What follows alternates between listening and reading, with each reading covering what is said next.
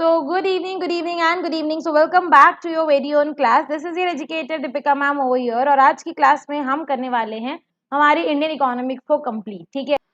पूरा जितने भी हमारे चैप्टर्स हैं ना इंडियन इकोनॉमिक्स के, वो सारे जो टर्म टू के अंदर आने वाले, वो सारे चैप्टर हम यहाँ पे आज कंप्लीट करेंगे। एक बार जाके सबके साथ लिंक शेयर करके आ जाओ।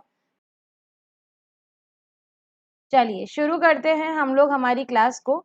अच्छा, तो इंडियन इकोनॉमिक्स के अंदर वी हैव कितने चैप्टर्स बच्चा पार्टी? वी हैव सबसे पहला चैप्टर हमारा है एम्प्लॉयमेंट वाला, ठीक है। उसके बाद जो हमारा सेकंड चैप्टर है वो कौन सा है? वो हमारा है इंफ्रास्ट्रक्चर वाला, ठीक है। सेकंड चैप्टर कौन सा है बच्चा पार्टी? इंफ्रास्ट्रक्चर वाला, ठीक है। उसके बाद हमारा थर्ड, उसके जो नेक्स्ट वाला चैप्टर है वो है हमारा प्यारा सा एनवायरमेंट वाला चैप्टर, ठीक है। और जो नेक्स्ट हमारा चैप्टर है, ठीक है, नेक्स्ट हमारा जो चैप्टर है वो है इंडिया एंड इट्स नेबर वाला। हम कोशिश पूरी करेंगे कि हम ये चारों चैप्टर आज वन शॉट में कंप्लीट कर लें। तो let us begin our first chapter for today's marathon session. आज के मैराथन में 4 चैप्टर है, 4 में से पहला चैप्टर हम स्टार्ट कर रहे हैं चैप्टर। तो भाई देखो, सिंपल सी बात है, एम्प्लॉयमेंट का मतलब क्या होता है कि वो सारे बंदे जो काम करने के लिए इच्छुक है, काम करना चाहते हैं, उन सबको जब काम मिल जाए तो उसको हम लोग बोलते हैं एम्प्लॉयमेंट। तो सिंपली एम्प्लॉयमेंट का मीनिंग क्या हो गया? All those person who are willing to work and able to get the work, उसको हम लोग बोलते हैं एम्प्लॉयमेंट, ठीक है। अब यहाँ पे तुम लोगों को बहुत सारा अच्छा कंटेंट देखने को मिलेगा और इस कंटेंट को मेरे साथ साथ आपको पढ़ना है। मैं हाईलाइट करके आपको थोड़ा सा पढ़ाऊंगी, ठीक है। Work plays a very important role in our life as individual and as a member of society. देखो, कोई भी बंदा आज के जमाने में अगर काम करेगा तो वो जरूर कमाएगा कुछ ना कुछ, और वो कमाना जरूरी क्यों है? ताकि वो अपना डे टू डे जो नॉर्मल एक्सपेंसेस है वो कर सके। हर बंदा कुछ ना कुछ काम जरूर कर रहा है, ठीक है। हर पर्सन कुछ ना कुछ काम तो बेटा जरूर कर ही रहा है। वर्क जो है बेटा हर पर्सन की लाइफ में एक बहुत इंपॉर्टेंट रोल प्ले करता है। एवरी पर्सन, हर एक बंदा काम करता है क्योंकि वो कमाना चाहता है, और वो कमाना चाहता है क्योंकि उसको day to day expenses meet करने हैं, राइट। तो अपनी नीड्स को सेटिस्फाई करने के लिए हर पर्सन काम करता है। तो work is a very important thing. अब वर्कर कौन है? वर्क तो बहुत इंपॉर्टेंट है बेटा, लेकिन वर्कर कौन है? वर्कर का मतलब वो पर्सन जो कि काम कर रहा है। अब फॉर एग्जाम्पल, तुम अपने फ्रेंड के साथ घूमने जा रहे हो और तुम बोलो कि मैम मैं काम कर रहा हूँ, दैट इज नॉट वर्क यार, दैट इज नॉट वर्क, ठीक है। तुम अपने फ्रेंड के साथ जा रहे हो घूमने और बोलो कि भाई मैं तो मैम काम कर रहा था, ठीक है। या अपनी निब्बी या निब्बा के साथ घूमने गए हो तो बोलो कि मैम हम तो काम से गए थे, काम कर रहे थे, भाई दैट इज नॉट काम, है ना। वो वर्कर नहीं कहलाओगे तुम, ठीक है। वर्कर वो पर्सन है जो जीडीपी में कंट्रीब्यूट करता है, जिसका काम को मॉनेटरी टर्म्स में मेजर किया जाता है, जिसको बदले में कुछ मिलता है, right? So a worker is any individual who involves himself or herself in some economic activity to earn a living. A worker contributes in the process of GDP. जब तक एक बंदा जीडीपी में कंट्रीब्यूट नहीं करेगा तब तक वो वर्कर ही नहीं कहलाएगा। बड़ा ही अजीब सा सिस्टम है हमारे देश का, ठीक है। अब तुम्हारी मम्मी है, ठीक है, वो तुम्हारे लिए खाना बना रही है, लेकिन वो वर्कर नहीं कहलाएगी। वो काम भी कर रही है, पूरा दिन काम कर रही है, लेकिन वो वर्कर नहीं कहलाएगी। क्यों? रेम्यूनरेशन नहीं मिल रहा, ठीक है, पैसा नहीं, प्रोडक्टिव एक्टिविटी नहीं हो रही है, तो इसीलिए हम उनको वर्कर की कैटेगरी में इंक्लूड नहीं करेंगे। तो फिर वर्कर की कैटेगरी में कौन इंक्लूड होगा मैम? ये क्वेश्चन आएगा ना तुम्हारे माइंड में, राइट। ये क्वेश्चन तुम्हारे माइंड में आएगा कि मैम अगर ये वर्कर की कैटेगरी में नहीं इंक्लूड हो रहा है तो वर्कर की कैटेगरी में क्या इंक्लूड होगा? तो बेटा लोग, वर्कर की कैटेगरी में सेल्फ एम्प्लॉयड पर्सन आएंगे जो खुद का काम कर रहे हैं। Who are self employed? जो खुद का काम कर रहे हैं, जैसे फॉर एग्जांपल शॉपकीपर्स हो गए, बार्बर्स हो गए, कॉबलर्स हो गए, ये सब खुद का काम कर रहे हैं, तो इनको हम लोग वर्कर की कैटेगरी में इंक्लूड करेंगे। वो सारे लोग जो काम कर रहे हैं लेकिन टेम्पररी किसी रीजन की वजह से एब्सेंट हो गए, जैसे कोविड आया तो कोविड में 14 डेज क्वारंटाइन चल रहा था, जिसको कोविड हुआ, तो इसका मतलब क्या वो 14 डेज के लिए छुट्टी लेके घर बैठा तो वो वर्कर नहीं है? बिल्कुल नहीं, ऐसा नहीं है, वो वर्कर है। तो वो लोग जो टेम्परली एब्सेंट होते हैं, जैसे फीमेल्स के केस में मैटरनिटी लीव मिलती है 3 महीने 4 महीने की, तो वो भी लोग उस टाइम पे वर्कर ही कहलाएंगे। टेम्परली एब्सेंट होना वर्कर की डेफिनेशन से आपको बाहर नहीं करेगा, ठीक है। और वो सारे लोग, जैसे फॉर एग्जांपल जो प्लम्बर आता है तुम्हारे घर में या इलेक्ट्रिशियन आता है, तो अपने साथ एक छोटू लेके आता है ना, तो वो छोटू जो हेल्पर है, जो मेन वर्कर की हेल्प कर रहा है, वो मेन वर्कर की हेल्प करने वाला छोटू भी आपका क्या कहलाएगा? वर्कर कहलाएगा। आई बात समझ में? तो वर्कर का डेफिनेशन क्लियर हुआ, हर वो बंदा जो प्रोडक्टिव एक्टिविटी में कंट्रीब्यूट कर रहा है, जो जीडीपी में कंट्रीब्यूट कर रहा है, जो सेल्फ एम्प्लॉयड है, जो टेम्पररी एब्सेंट है लेकिन वैसे काम कर रहा था ड्यू टू एनी इंजरी और उसकी मेडिकल रीजन की वजह से, या फिर वो सारे छोटे छोटे हेल्पर्स जो मेन वर्कर के साथ आते हैं, वो भी एम्प्लॉयड ही कहलाएंगे, वो भी वर्कर ही कहलाएंगे। राइट, इतना क्लियर हो गया, स्लाइड में जितना लिखा है मैंने सब क्लियर हो गया। नेक्स्ट हमारे पास है nature of employment in India is multifaceted. देखो इंडिया एक ऐसी कंट्री है ना जहां पे लोग ज्यादा दिन तक अनएम्प्लॉयड नहीं रह सकते। कुछ लोगों को एम्प्लॉयमेंट मिलता है पूरे साल के लिए, कुछ लोगों को मिलता है कुछ टाइम के लिए, फॉर एग्जाम्पल 3 महीने एम्प्लॉयड, 2 महीने अनएम्प्लॉयड, फिर 3 महीने एम्प्लॉयड, फिर 2 महीने एम्प्लॉयड, तो ये चलता रहता है। इंडिया के अंदर कोई भी प्योरली अनएम्प्लॉयड बहुत कम लोग रहते हैं। Y so? बिकॉज क्योंकि देखो सिंपल सी हमारी इकोनॉमिक कंडीशन इतनी खराब है ना बेटा, हमारी इकोनॉमिक कंडीशन इतनी खराब है कि बिना काम किए तो हम रह नहीं सकते। जब हम टोटल वर्कर्स को निकालेंगे ना तो हम लोगों को सबसे इंपॉर्टेंट चीज देखनी है कि इकोनॉमिक एक्टिविटी होनी चाहिए। अगर हॉबीज के लिए कोई कुछ कर रहा है तो दैट इज नॉट वर्कर ना, राइट। अगर इंडिया के नंबर ऑफ वर्कर्स की बात करें तो पहले के कंपैरिजन में अभी जो चल रहा है ना वो अच्छा चल रहा है दौर। ठीक है, नेक्स्ट हमारे पास क्या है बेटा, एक टेबल बनी हुई दिख रही है आपको यहाँ पे। ठीक है, इस टेबल में क्या है, टोटल दे रखा है आपको रूरल और यहाँ पे दे रखा है अर्बन। ठीक है, ये वर्कर्स हैं। ठीक है, ये हमारे को किसकी टेबल दे रखी है, वर्कर्स की टेबल दे रखी है। अब ना बहुत ही अजीब सी चीज देखने को यहाँ पे मिल रही है, पूरी इंडिया के अंदर मैक्सिमम काम करने वाले जो लोग हैं वो रूरल एरिया में रह रहे हैं। क्या अर्बन एरिया में लोग नहीं रहते? रहते हैं लेकिन काम नहीं करते। ठीक है, निकम्मे सारे के सारे, राइट। तो रूरल वर्कर्स जो हैं वो ज्यादा देखने को मिल रहे हैं as compare to urban workers. दूसरी चीज, मेल ज्यादा काम कर रहे हैं एज कंपेयर टू फीमेल्स। ठीक है, मेल के कंपैरिजन में हम देखें तो फीमेल्स कम काम कर रही है, मेल ज्यादा काम कर रहे हैं। उसमें भी रूरल फीमेल ज्यादा काम कर रही है, राइट। तो यहाँ पे कुछ पॉइंट्स मैंने लिखे हैं, तो ये पॉइंट्स यहाँ पे देखो, around 70% of the total workers are male, 70% males है। Rural women participate in larger number in productive activity as compared to urban women। ठीक है, रूरल women जो है ना बेटा वो ज्यादा as compare to females in urban area ना वो ज्यादा काम करती है। क्यों भाई? क्योंकि उनकी इकोनॉमिक कंडीशन खराब है, उनको काम करना फोर्सली उनको काम करना पड़ता है, बिकॉज अगर नहीं करेंगी तो शायद नॉर्मल लिविंग भी ना जी पाए। अर्बन एरिया के लोगों के पास क्या है, अर्बन एरिया की वीमेंस तो रील बना रही है ना कच्चा बादाम पे, है ना। अर्बन एरिया की वीमेंस मैनिक्योर करा रही है, पेडिक्योर करा रही है, पति के पैसों पे ऐश कर रही है, राइट। ये करती है जनरली अर्बन की वीमेंस, राइट। तो सिंपली हमको यहाँ पे दिख रहा है कि फीमेल जो है वो रूरल एरिया में ज्यादा काम कर रही है और अर्बन एरिया के अंदर कम काम कर रही है। रूरल वर्कर्स की भी अगर बात करें तो फीमेल वर्कर्स 1/3 है रूरल एरिया के अंदर, 1/3 जो है वो क्या है, फीमेल वर्कर्स है और 2/3 मेल वर्कर्स है। वेरेज अगर हम अर्बन एरिया की बात करें तो टोटल वर्कर में से सिर्फ 1/5 विमेन है, 4/5 पार्ट हमारा मेल्स का है, 1/5 पार्ट हमारा फीमेल्स का है। कुछ नहीं कर रही है भाई, कुछ नहीं कर रही है अर्बन विमेन, बैठी है बस। ठीक है, सो और इसके अलावा ऐसी बहुत सारी विमेन्स है जो काम कर भी रही है लेकिन उनको पैसा नहीं मिल रहा तो वर्कर की डेफिनेशन में नहीं आ रही। तो ये टेबल को थोड़ा बहुत एक्सप्लेन मैंने यहाँ पे कर दिया है। अब हमारे पास एक टॉपिक आता है जिसका नाम है लेबर फोर्स। बेटा आप लोग, मैंने आपको अभी वर्कर का मीनिंग बताया, वर्कर के बाद जो मेजर टॉपिक तुमको पढ़ना है ना वो है लेबर फोर्स। लेबर फोर्स का मतलब क्या है, वो सारे लोग जो या तो काम कर रहे हैं या करना चाहते हैं। ठीक है, लेबर फोर्स मतलब अपनी कंट्री के वो सारे लोग जो या तो काम कर रहे हैं या करना चाहते हैं, उनको हम लोग बोलते हैं लेबर फोर्स। तो लेबर फोर्स का डेफिनेशन क्या होगी, पर्सन वर्किंग, या तो वो काम कर रहा है मतलब वर्कर, पर्सन वर्किंग मतलब वर्कर।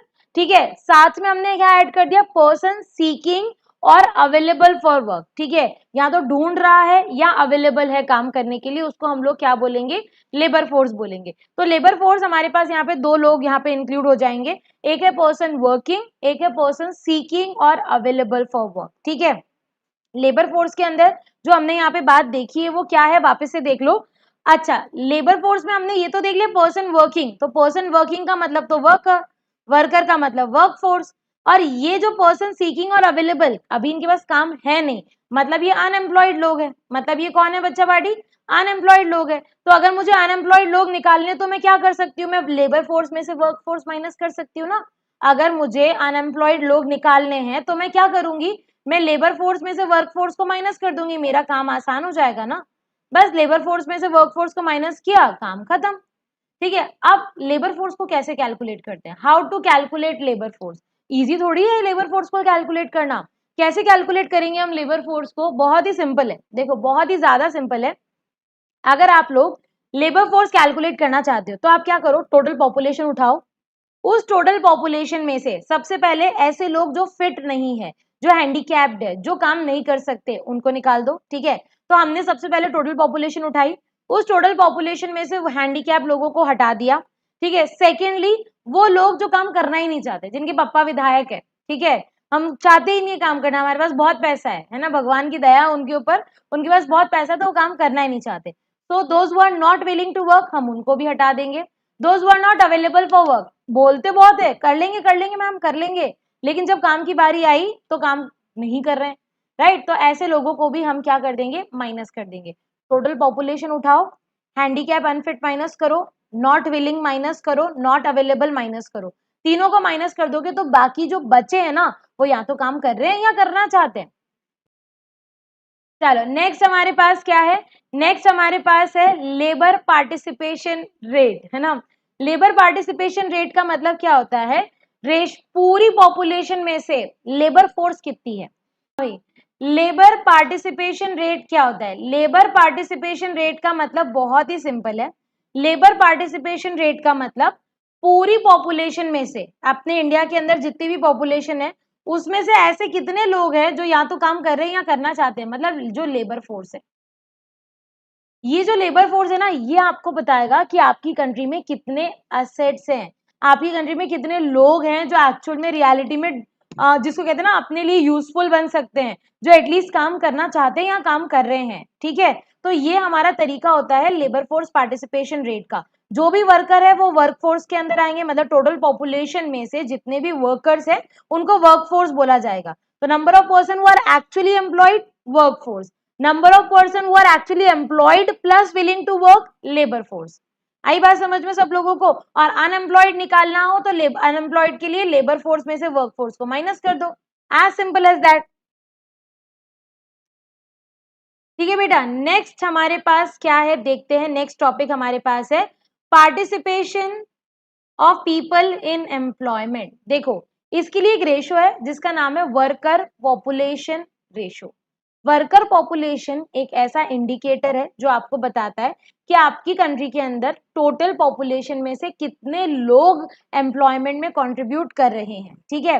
कि वर्कर पॉपुलेशन मतलब पॉपुलेशन में से वर्कर का क्या है, वर्कर का कितना पोर्शन है। तो worker population ratio is an indicator which is used to analyze the employment situation in the country। जितना ज्यादा ये रेशो होगा उतना ही अच्छा रहेगा कंट्री के लिए, राइट और रॉन्ग, ठीक है। जितना ज्यादा ये रेशो होगा इसका मतलब उस कंट्री के अंदर काम करने वाले लोग ज्यादा है, उस कंट्री के अंदर असेट्स बहुत हैं, वो ह्यूमन रिसोर्स बहुत ज्यादा है उस कंट्री के अंदर, और वो ह्यूमन रिसोर्सेस कहीं ना कहीं पैसा कमा के देगा, देगा या नहीं देगा। मीडियम और लोअर रेशो होगा ना तो मतलब हमारी कंट्री इतना ज्यादा डेवलप्ड नहीं है, पीपल इन्वॉल्व नहीं है इकोनॉमिक एक्टिविटीज के अंदर। आई बात समझ में? तो मीडियम और लोअर होता है इसका मतलब less people are involve in economic activity, और ज्यादा अगर है तो ज्यादा मतलब बहुत ज्यादा लोग इन्वॉल्व है। क्लियर हुआ? देखो अब मैं तुमको बताती हूँ हमने क्या क्या पढ़ा। वर्कर हर वो बंदा जो इकोनॉमिक एक्टिविटी कर रहा है, लेबर फोर्स हर वो बंदा जो या तो वर्कर है या काम करने के लिए अवेलेबल एंड रेडी है, उसको लेबर फोर्स बोलेंगे। अनएम्प्लॉयड निकालना हो तो लेबर फोर्स में से वर्क फोर्स को माइनस कर दो। Labour force participation rate, labour force divided by population into 100। Worker participation rate या work population ratio, worker divided by population into 100। ये हमारा थोड़ा बहुत बेसिक्स था जो हम लोगों ने यहाँ पे देखा। I hope this basic is clear. थोड़ी सी स्पीड बढ़ाते हैं, ठीक है, थोड़ी सी स्पीड हम लोग यहाँ पे बढ़ाते हैं। ये देखो इंडिया के अंदर वर्कर पॉपुलेशन रेशो दे रखा है, ठीक है। Worker population ratio in India यहाँ पे हमको दे रखा है मेन एंड विमेन्स, ठीक है। मेन एंड विमेन्स हमको यहाँ पे दिख रहे हैं बेटा। What is main and women and rural and urban का जो रेशो है वो यहाँ पे देखो और समझो। देखो बेटा मेन यहाँ पे है 54.3, विमेन यहाँ पे है 24.8, अर्बन के अंदर 54.6, ठीक है, और यहाँ पे विमेन्स यहाँ पे है 14.7। इस टेबल के अंदर क्या है, मेल फीमेल का रेशो दे रखा है, राइट। अब वही वाला है जो तुमको अभी 1/6 और 1/4 वाला वो दिखाया था ना बेटा, 1/5 और 1/2 और वो सब, उसी को यहाँ पे इन्होंने परसेंटेज में दे दिया। देखो मेल्स दोनों में ज्यादा काम करे, मेल्स यहाँ पे रूरल में भी है, मेल्स यहाँ पे अर्बन में भी काम करे। विमेन्स रूरल में ज्यादा काम कर रही है और यहाँ पे हमारे पास अर्बन में कम कर रही है। और टोटल के अंदर देखोगे तो टोटल के अंदर भी तुम लोगों को यहाँ पे दिखेगा कि विमेन्स कम है और मेल्स ज्यादा है। ये चीज हम डिस्कशन ऑलरेडी कर चुके हैं, ठीक है। ये वाला डिस्कशन का जो है वो हम ऑलरेडी यहाँ पे कर चुके। बच्चा देखो बेटा, एक मेजर टॉपिक यहाँ पे दे रखा है, मीनिंग ऑफ एम्प्लॉयमेंट। भाई एम्प्लॉयमेंट क्या होता है? सिंपल सा लॉजिक है। एम्प्लॉयमेंट का मतलब हर वो बंदा जो काम करना चाहता है और वो काम कर भी रहा है, उसके पास काम है भी, तो वो एम्प्लॉयमेंट है। सिंपल। टाइप्स ऑफ एम्प्लॉयमेंट दो तरीके के होते हैं, self employment and veg employment.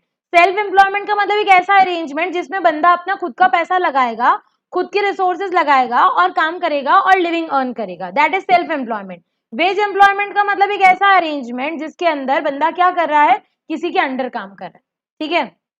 Self employment का मतलब एक ऐसा अरेंजमेंट जिसके अंदर वर्कर अपने खुद के रिसोर्सेज लगाएगा और काम करेगा। वेरेज वेज एम्प्लॉयमेंट का मतलब जब बंदा किसी के अंडर काम करेगा तो उसको हम लोग वेज एम्प्लॉयमेंट बोलेंगे। Two types of ways employment हमारे पास अवेलेबल है, एक है रेगुलर और एक है कैजुअल, ठीक है।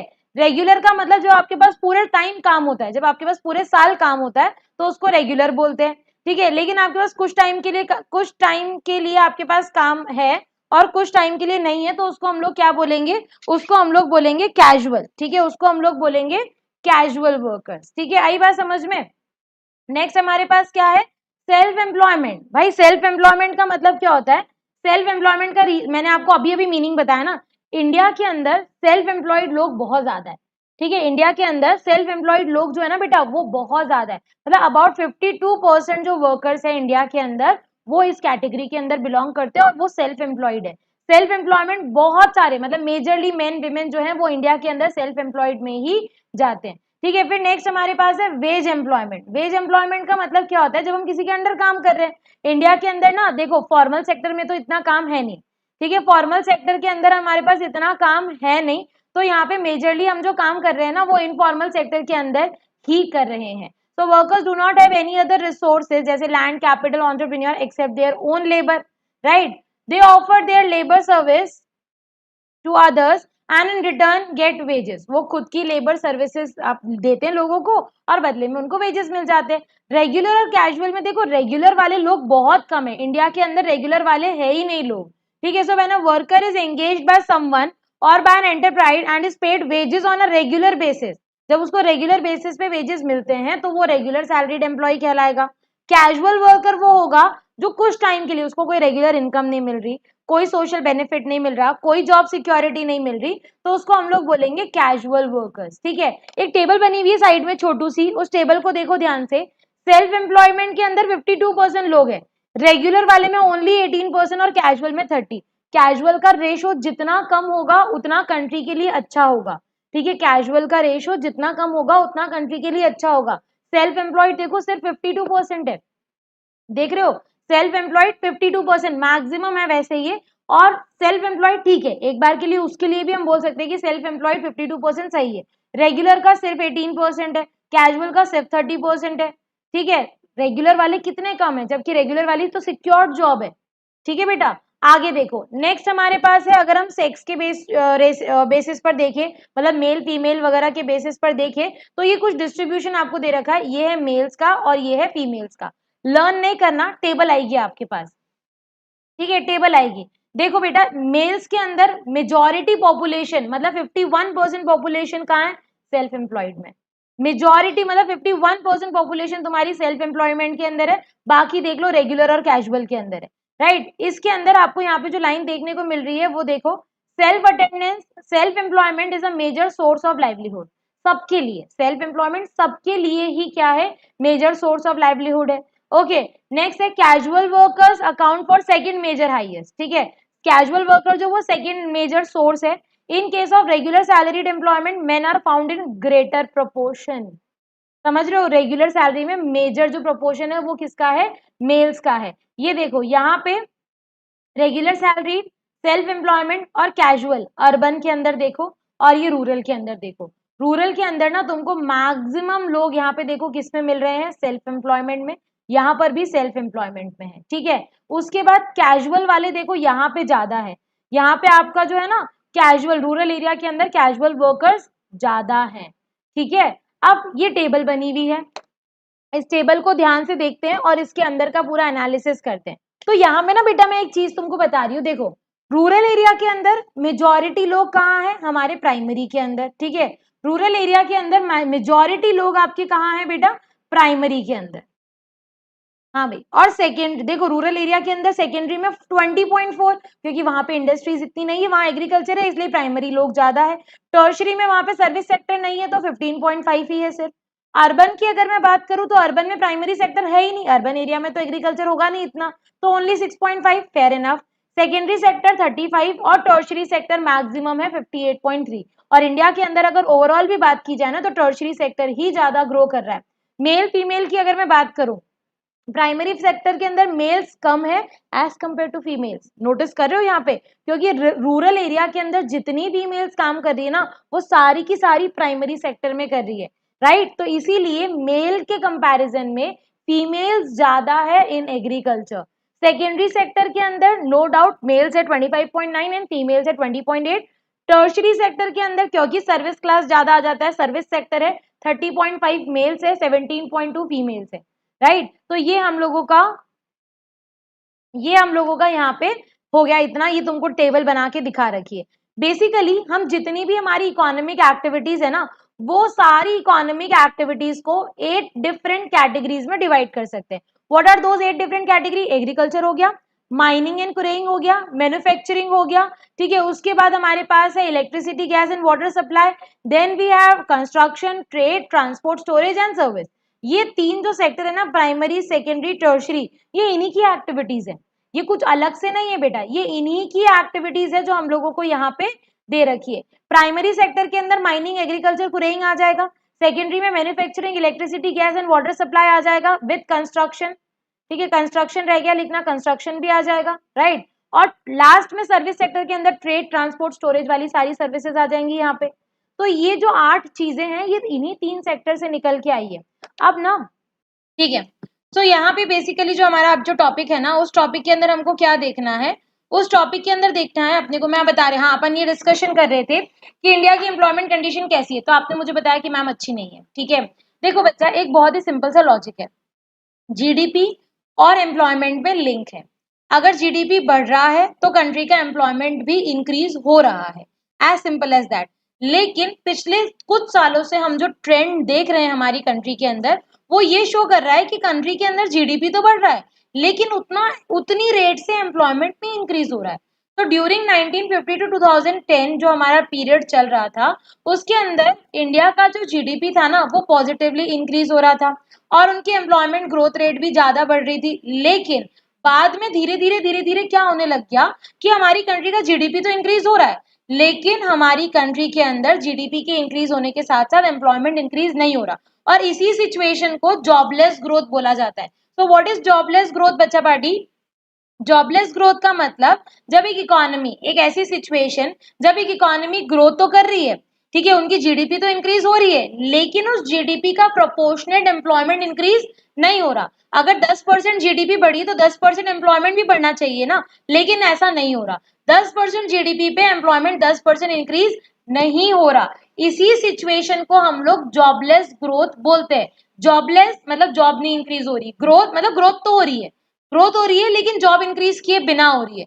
So jobless growth refers to a situation, ये 2 नंबर का क्वेश्चन आ सकता है, इंपॉर्टेंट है बेटा, यहां से ये इंपॉर्टेंट है, आपका 2 नंबर का क्वेश्चन बन सकता है। What is jobless growth? Jobless growth refers to a situation when the economy is able to produce more goods and services without proportionate increase in employment opportunity। मतलब एम्प्लॉयमेंट तो बढ़ नहीं रहा, लेकिन फिर भी इकोनॉमी ग्रो कर रही है, राइट। नेक्स्ट हमारे पास क्या है? Changing structure of employment. जैसा कि हम लोग देख रहे हैं और रीसेंट ट्रेंड भी हम लोग देख रहे हैं, इंडिया के अंदर थोड़े से चेंजेस आ रहे हैं। अब ना इंडिया के अंदर लोग क्या कर रहे हैं, एग्रीकल्चर से सर्विस सेक्टर में आ रहे हैं, ठीक है। रूरल एरिया के अंदर भी डिपेंडेंस जो है वो एग्रीकल्चर की ज्यादा है, नो डाउट, लेकिन बहुत सारी ऐसी स्ट्रैटेजीज बनाई जा रही है जिससे एटलीस्ट हम उस एग्रीकल्चर की पॉपुलेशन को थोड़ा सा क्या कर सके, कम कर सके। तो इंडिया के अंदर ये चेंजेस धीरे धीरे आ रहे हैं, मतलब हम धीरे धीरे क्या कर रहे हैं, उस प्रोपोर्शन को, पॉपुलेशन को धीरे धीरे कम करने की कोशिश कर रहे हैं, ठीक है। आगे बात समझ में सब लोगों को। नेक्स्ट व्हाट वी हैव बच्चा पार्टी, नेक्स्ट हमारे पास है casualisation of workers. Now what is casualisation of workers? Casualisation of workers का मतलब होता है कि एक ऐसा प्रोसेस जिससे, देखो तीन तरह के एम्प्लॉयमेंट थे, self employment, regular employment and casual employment, ठीक है, यही था तीनों। जब सेल्फ एम्प्लॉयमेंट और रेगुलर एम्प्लॉयमेंट के लोग शिफ्ट होके कैजुअल में आने लग जाए ना, तो उसको बोला जाता है कैजुअलाइजेशन। आई के बात समझ में? जब हमारे, देखो तीन तरह के एम्प्लॉयमेंट में हम लोग देख रहे थे लोगों को, एक सेल्फ एम्प्लॉयमेंट, एक रेगुलर और एक कैजुअल। जब सेल्फ और रेगुलर से शिफ्ट होके लोग किस में आने लग जाए, जब सेल्फ और कैजुअल से शिफ्ट होके लोग हमारे पास किस में आ गए हैं, कैजुअल में, ये अच्छी सिचुएशन नहीं है। कैजुअल मतलब पूरा अनसिक्योर्ड, ठीक है, जहां पे कुछ भी नहीं मिलता है, ठीक है। कैजुअल का मतलब पूरा ऐसा मार्केट जो सिक्योर ही नहीं है। तो वो मूवमेंट जो है ना बेटा, जो सेल्फ एम्प्लॉयमेंट से रेगुलर सैलरीड में जा रहे हैं लोग, उसको बोला जाता है casualisation of the workforce. Meaning समझ आया? So this is exactly what is known as casualisation of the workers, and it is not at all a good thing for the country, right. Next हमारे पास क्या है, trend in employment status wise, ठीक है। यहाँ देखो, अब तुम्हारे पास ना, देखो सबसे पहले जॉबलेस ग्रोथ का मीनिंग आया, फिर क्या मतलब तुम्हारे पास जो नेक्स्ट वाला मीनिंग आया वो आया कैजुअलाइजेशन का।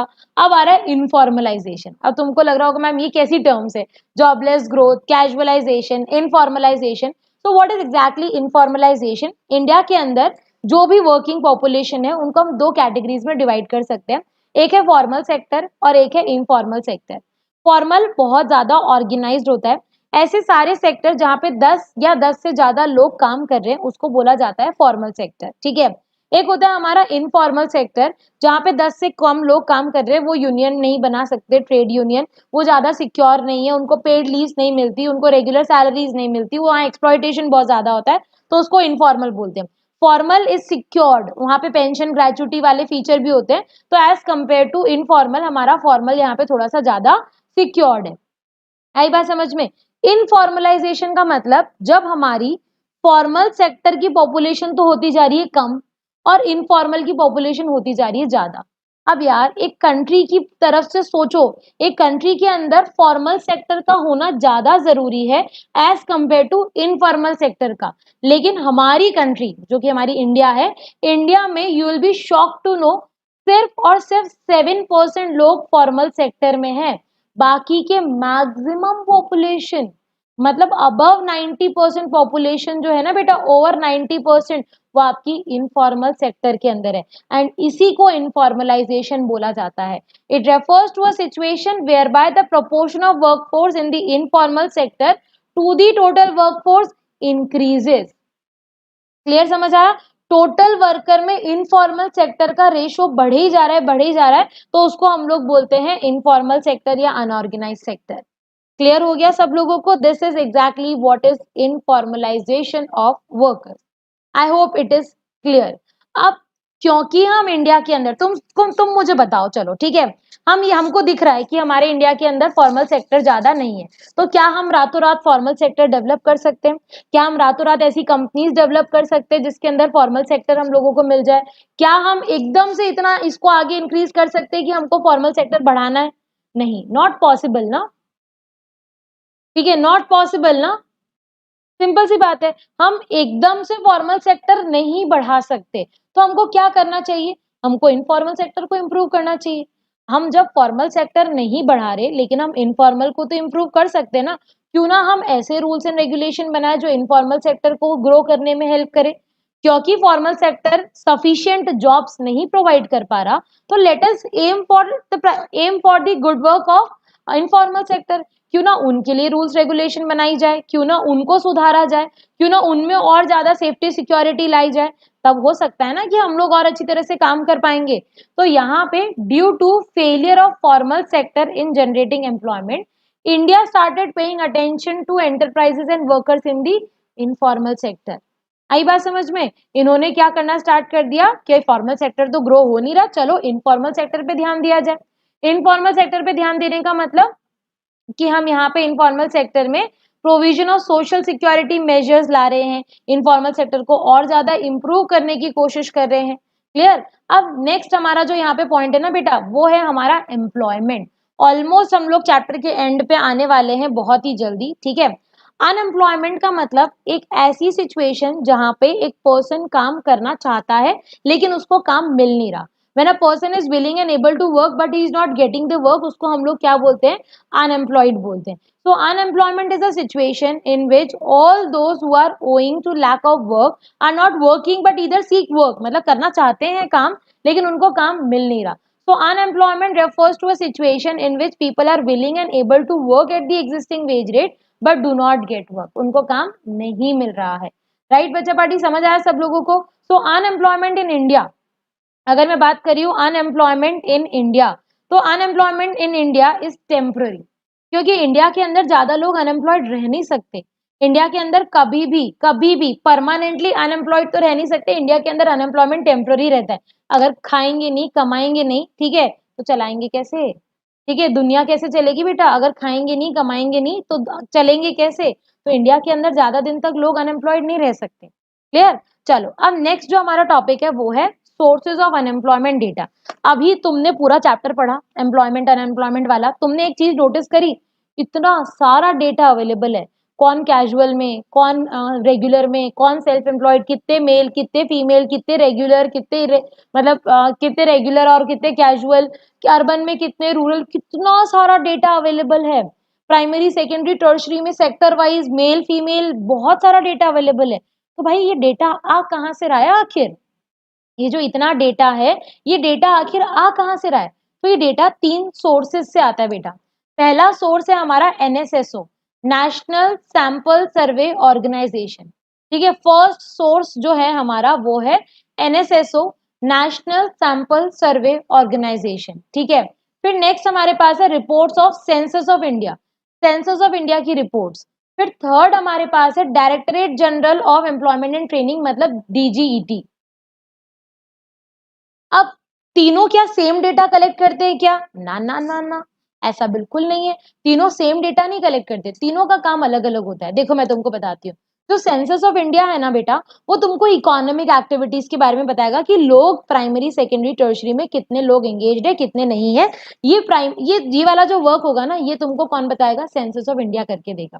ठीक है, अगर एनएसएसओ की बात करें तो एनएसएसओ तुमको एम्प्लॉयमेंट और अनएम्प्लॉयमेंट सिचुएशन के बारे में बताएगा कि कितने लोग एम्प्लॉयड है, कितने। ये सैंपल है, ये एग्जैक्ट नहीं है, सैंपलिंग के बेसिस पर डेटा कलेक्ट किया जा रहा है। तो एनएसएसओ आपको बताता है कि कितने एग्जैक्टली एम्प्लॉयड है, कितने अनएम्प्लॉयड है। सेंसस ऑफ इंडिया आपको इकोनॉमिक एक्टिविटी, और ये जो सारी डिटेलिंग थी ना, कितने मेल, कितने फीमेल, कौन से सेक्टर में ज्यादा, कौन से सेक्टर में कम, अर्बन, रूरल, फॉर्मल, इनफॉर्मल, ये सारा का सारा डिटेलिंग वाला काम हमारा होता है डीजीईटी का। ठीक है, सारा का सारा डिटेलिंग वाला काम किसका है बेटा? DGET, directorate general of employment and training. सारा detailing, structure, composition, educational, occupation, सबके बेसिस पे अगर कोई डेटा आपको दे सकता है तो वो आपका है डीजीईटी। राइट, अगर मैं बात करूं टाइप्स ऑफ अनएम्प्लॉयमेंट की, तो अनएम्प्लॉयमेंट के टाइप्स हमारे पास 3 है। कौन कौन से? एक है सीजनल, एक है डिसगाइज्ड और एक है open. There are 3 types of unemployment. One is seasonal unemployment, second is disguised unemployment and third is open unemployment. Disguised unemployment का मतलब एक ऐसी सिचुएशन जहां पे लोग क्या कर रहे हैं, जहां पे लोग एंगेज्ड हैं वर्क के अंदर, दिख रहे हैं एंगेज्ड है लेकिन रियलिटी में नहीं है। एग्रीकल्चर में सबसे ज्यादा देखने को मिलेगा तुमको ये। ठीक है, it refers to a state in which more people are engaged in work that are really needed. जितने लोगों की जरूरत है उससे ज्यादा लोग एंगेज्ड है, एग्रीकल्चर में देखने को मिलता है। इसको हिडन अनएम्प्लॉयमेंट बोलते हैं, क्योंकि दिख तो रहे एम्प्लॉयड है लेकिन रियलिटी में अनएम्प्लॉयड है। सीजनल का मतलब क्या होता है? जो जिनके पास कुछ टाइम के लिए काम होता है, कुछ टाइम के लिए नहीं होता। पूरे सीजन में से पर्टिकुलर कुछ मंथ्स के लिए ये लोग वर्क कर रहे हैं, कुछ लोग कुछ वर्क टाइम के लिए नहीं है इनके पास काम। और ओपन अनएम्प्लॉयमेंट जो नहीं है भाई, काम नहीं है, करना चाहते हैं पर नहीं मिल रहा, बस खत्म। ओपन मतलब जो दिख रहा है, दिखती सी बात है। ओपन मतलब बिल्कुल जो रियल हमारी सिचुएशन है कि yes we are willing to work at the prevailing wage rate but we are not able to get the work, simple, उसको ओपन बोला जाता है। तो these are the 3 types of unemployment. Causes क्या हो सकते हैं इसके, ये देखो। What are the causes of unemployment? बेटा देखो यहाँ पे 4-5 आपको रीजन दे रखे। पहला, इकोनॉमिक ग्रोथ बहुत रेट स्लो है। हमारी इकोनॉमी की जो ग्रोथ रेट है ना वो बहुत स्लो है। अगर ये ग्रोथ रेट इंक्रीज नहीं होगी ना, एम्प्लॉयमेंट इंक्रीज कैसे होगा बताओ? कंट्री जब ग्रो ही नहीं करेगी तो एम्प्लॉयमेंट तो बढ़ेगा ही नहीं ना। ठीक है, दूसरा हमारे पास है पॉपुलेशन एक्सप्लोजन। भाई पॉपुलेशन बहुत बड़ी चीज है यहाँ पे। ठीक है, पॉपुलेशन बढ़ती ही जा रही है, बढ़ती ही जा रही है, मतलब जॉब अपॉर्चुनिटी 10 बढ़ी, पॉपुलेशन 20 बढ़ गई तो फिर कैसे काम चलेगा, राइट। जिस ऑक्यूपेशन में हमारी कंट्री के मैक्सिमम लोग एंगेज्ड है, मतलब एग्रीकल्चर के अंदर, वो एग्रीकल्चर ही अभी तक अंडर डेवलप्ड है। तो इस अंडर डेवलप्ड एग्रीकल्चर की वजह से भी हमको प्रॉब्लम फेस करनी पड़ रही है। ठीक है, next what we have, next we have defective education system. भाई हमारा एजुकेशन सिस्टम ना, टू बी वेरी ऑनेस्ट, बहुत डिफेक्टिव है। हम सिर्फ लोगों को थियोरेटिकल थियोरेटिकल थियोरेटिकल नॉलेज दे रहे हैं, बच्चों को सिर्फ थियोरेटिकल नॉलेज, प्रैक्टिकली नॉलेज है ही नहीं। ठीक है, अगर मैं किसी कॉमर्स के बच्चे को बोलूं कि भाई तूने 12th तक कॉमर्स पढ़ी है, चल अब बैलेंस शीट बना के दिखा एक कंपनी की, नहीं बना पाएगा। क्यों? क्योंकि हमारा एजुकेशन सिस्टम डिफेक्टिव है। वो बच्चों को प्रैक्टिकल नॉलेज नहीं दे पा रहा है जितना रिक्वायर्ड है, जो वर्ल्ड में compete करने के लिए चाहिए ना, वो नहीं मिल रहा है उसको। ठीक है, नेक्स्ट हमारे पास इंडस्ट्रीज की ग्रोथ रेट बहुत कम है। हमारी प्लानिंग ही फॉल्टी है। ठीक है, हम देख रहे हैं कि अभी क्या चल रहा है ट्रेंड में, हम उसके पीछे भाग रहे हैं। अरे भाई फ्यूचर में क्या होगा, तुम जब उस कोर्स को कंप्लीट करोगे तो हो सकता है कि डिमांड में कुछ और हो, राइट। तो faulty planning is another very important problem. और इनएडिक्वेट एम्प्लॉयमेंट प्लानिंग, हमारी कंट्री में गवर्नमेंट जो है वो एम्प्लॉयमेंट प्लानिंग सही से नहीं कर रही है। So these were the causes of unemployment, जो कि आपको यहाँ पे देखने को मिले होंगे। अब अगर आपको इस अनएम्प्लॉयमेंट को हटाना है तो इसके पीछे क्या रेमेडियल मेजर्स है। गवर्नमेंट तो अपने पार्ट पे कोशिश कर ही रही है। ठीक है, गवर्नमेंट तो अपने पार्ट पे कोशिश कर ही रही है, लेकिन आप भी तो करो। ठीक है, हम भी तो कर सकते हैं, एज ए इकोनॉमी भी तो कुछ करना पड़ेगा ना। तो क्या नॉर्मल जनरल वाले पॉइंट्स क्या है, एक तो जीडीपी की ग्रोथ रेट बढ़ाओ। अगर जीडीपी बढ़ गया ना तो अपने आप कंट्री के अंदर अनएम्प्लॉयमेंट कम होने लग जाएगा। पॉपुलेशन ग्रोथ को कंट्रोल करो। अगर पॉपुलेशन कंट्रोल होने लग गई ना तो आधी प्रॉब्लम तो वैसे ही सॉल्व हो जाएगी। हर चीज का एक ही सॉल्यूशन है, पॉपुलेशन कंट्रोल करो। हर प्रॉब्लम का एक ही रीजन है, पॉपुलेशन। तो हर प्रॉब्लम का सोल्यूशन भी वही है कि पॉपुलेशन कंट्रोल करो।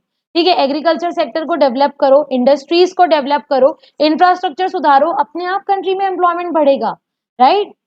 Next what we have, government policies. अब गवर्नमेंट को भी सामने आना पड़ेगा बेटा। हम चाहे कि बस हम करते रहे, नहीं, गवर्नमेंट को भी सामने आना पड़ेगा। और गवर्नमेंट दो तरीकों से सामने आ रही है, एक आ रही है डायरेक्ट एम्प्लॉयमेंट के थ्रू और एक आ रही है इनडायरेक्ट एम्प्लॉयमेंट के थ्रू। अगर मैं डायरेक्ट एम्प्लॉयमेंट की बात करूँ ना, तो डायरेक्ट एम्प्लॉयमेंट में गवर्नमेंट क्या कर रही है, गवर्नमेंट की एजेंसीज है, गवर्नमेंट की बहुत सारे ऑफिसेज है, गवर्नमेंट की बहुत सारी कंपनीज है, प्रोडक्शन हाउसेज है, वहां पे डायरेक्टली लोगों को क्या दे रही है, एम्प्लॉयमेंट दे रही है।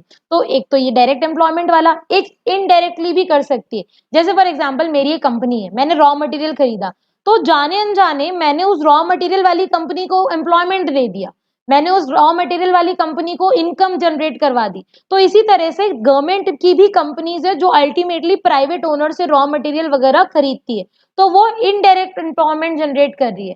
तो डायरेक्ट एम्प्लॉयमेंट का मतलब क्या हुआ, जब जो डायरेक्टली गवर्नमेंट के ऑफिसेज और कंपनीज में लग जाए। और इनडायरेक्ट का मतलब रॉ मटेरियल वगैरह जो गवर्नमेंट परचेज करती है, या सपोज देख गवर्नमेंट सब्सिडीज दे रही है, भाई सब्सिडीज देने के लिए भी सीड्स फर्टिलाइजर किसी से तो खरीदेगी ना, तो उसको एम्प्लॉयमेंट दे दिया गवर्नमेंट ने।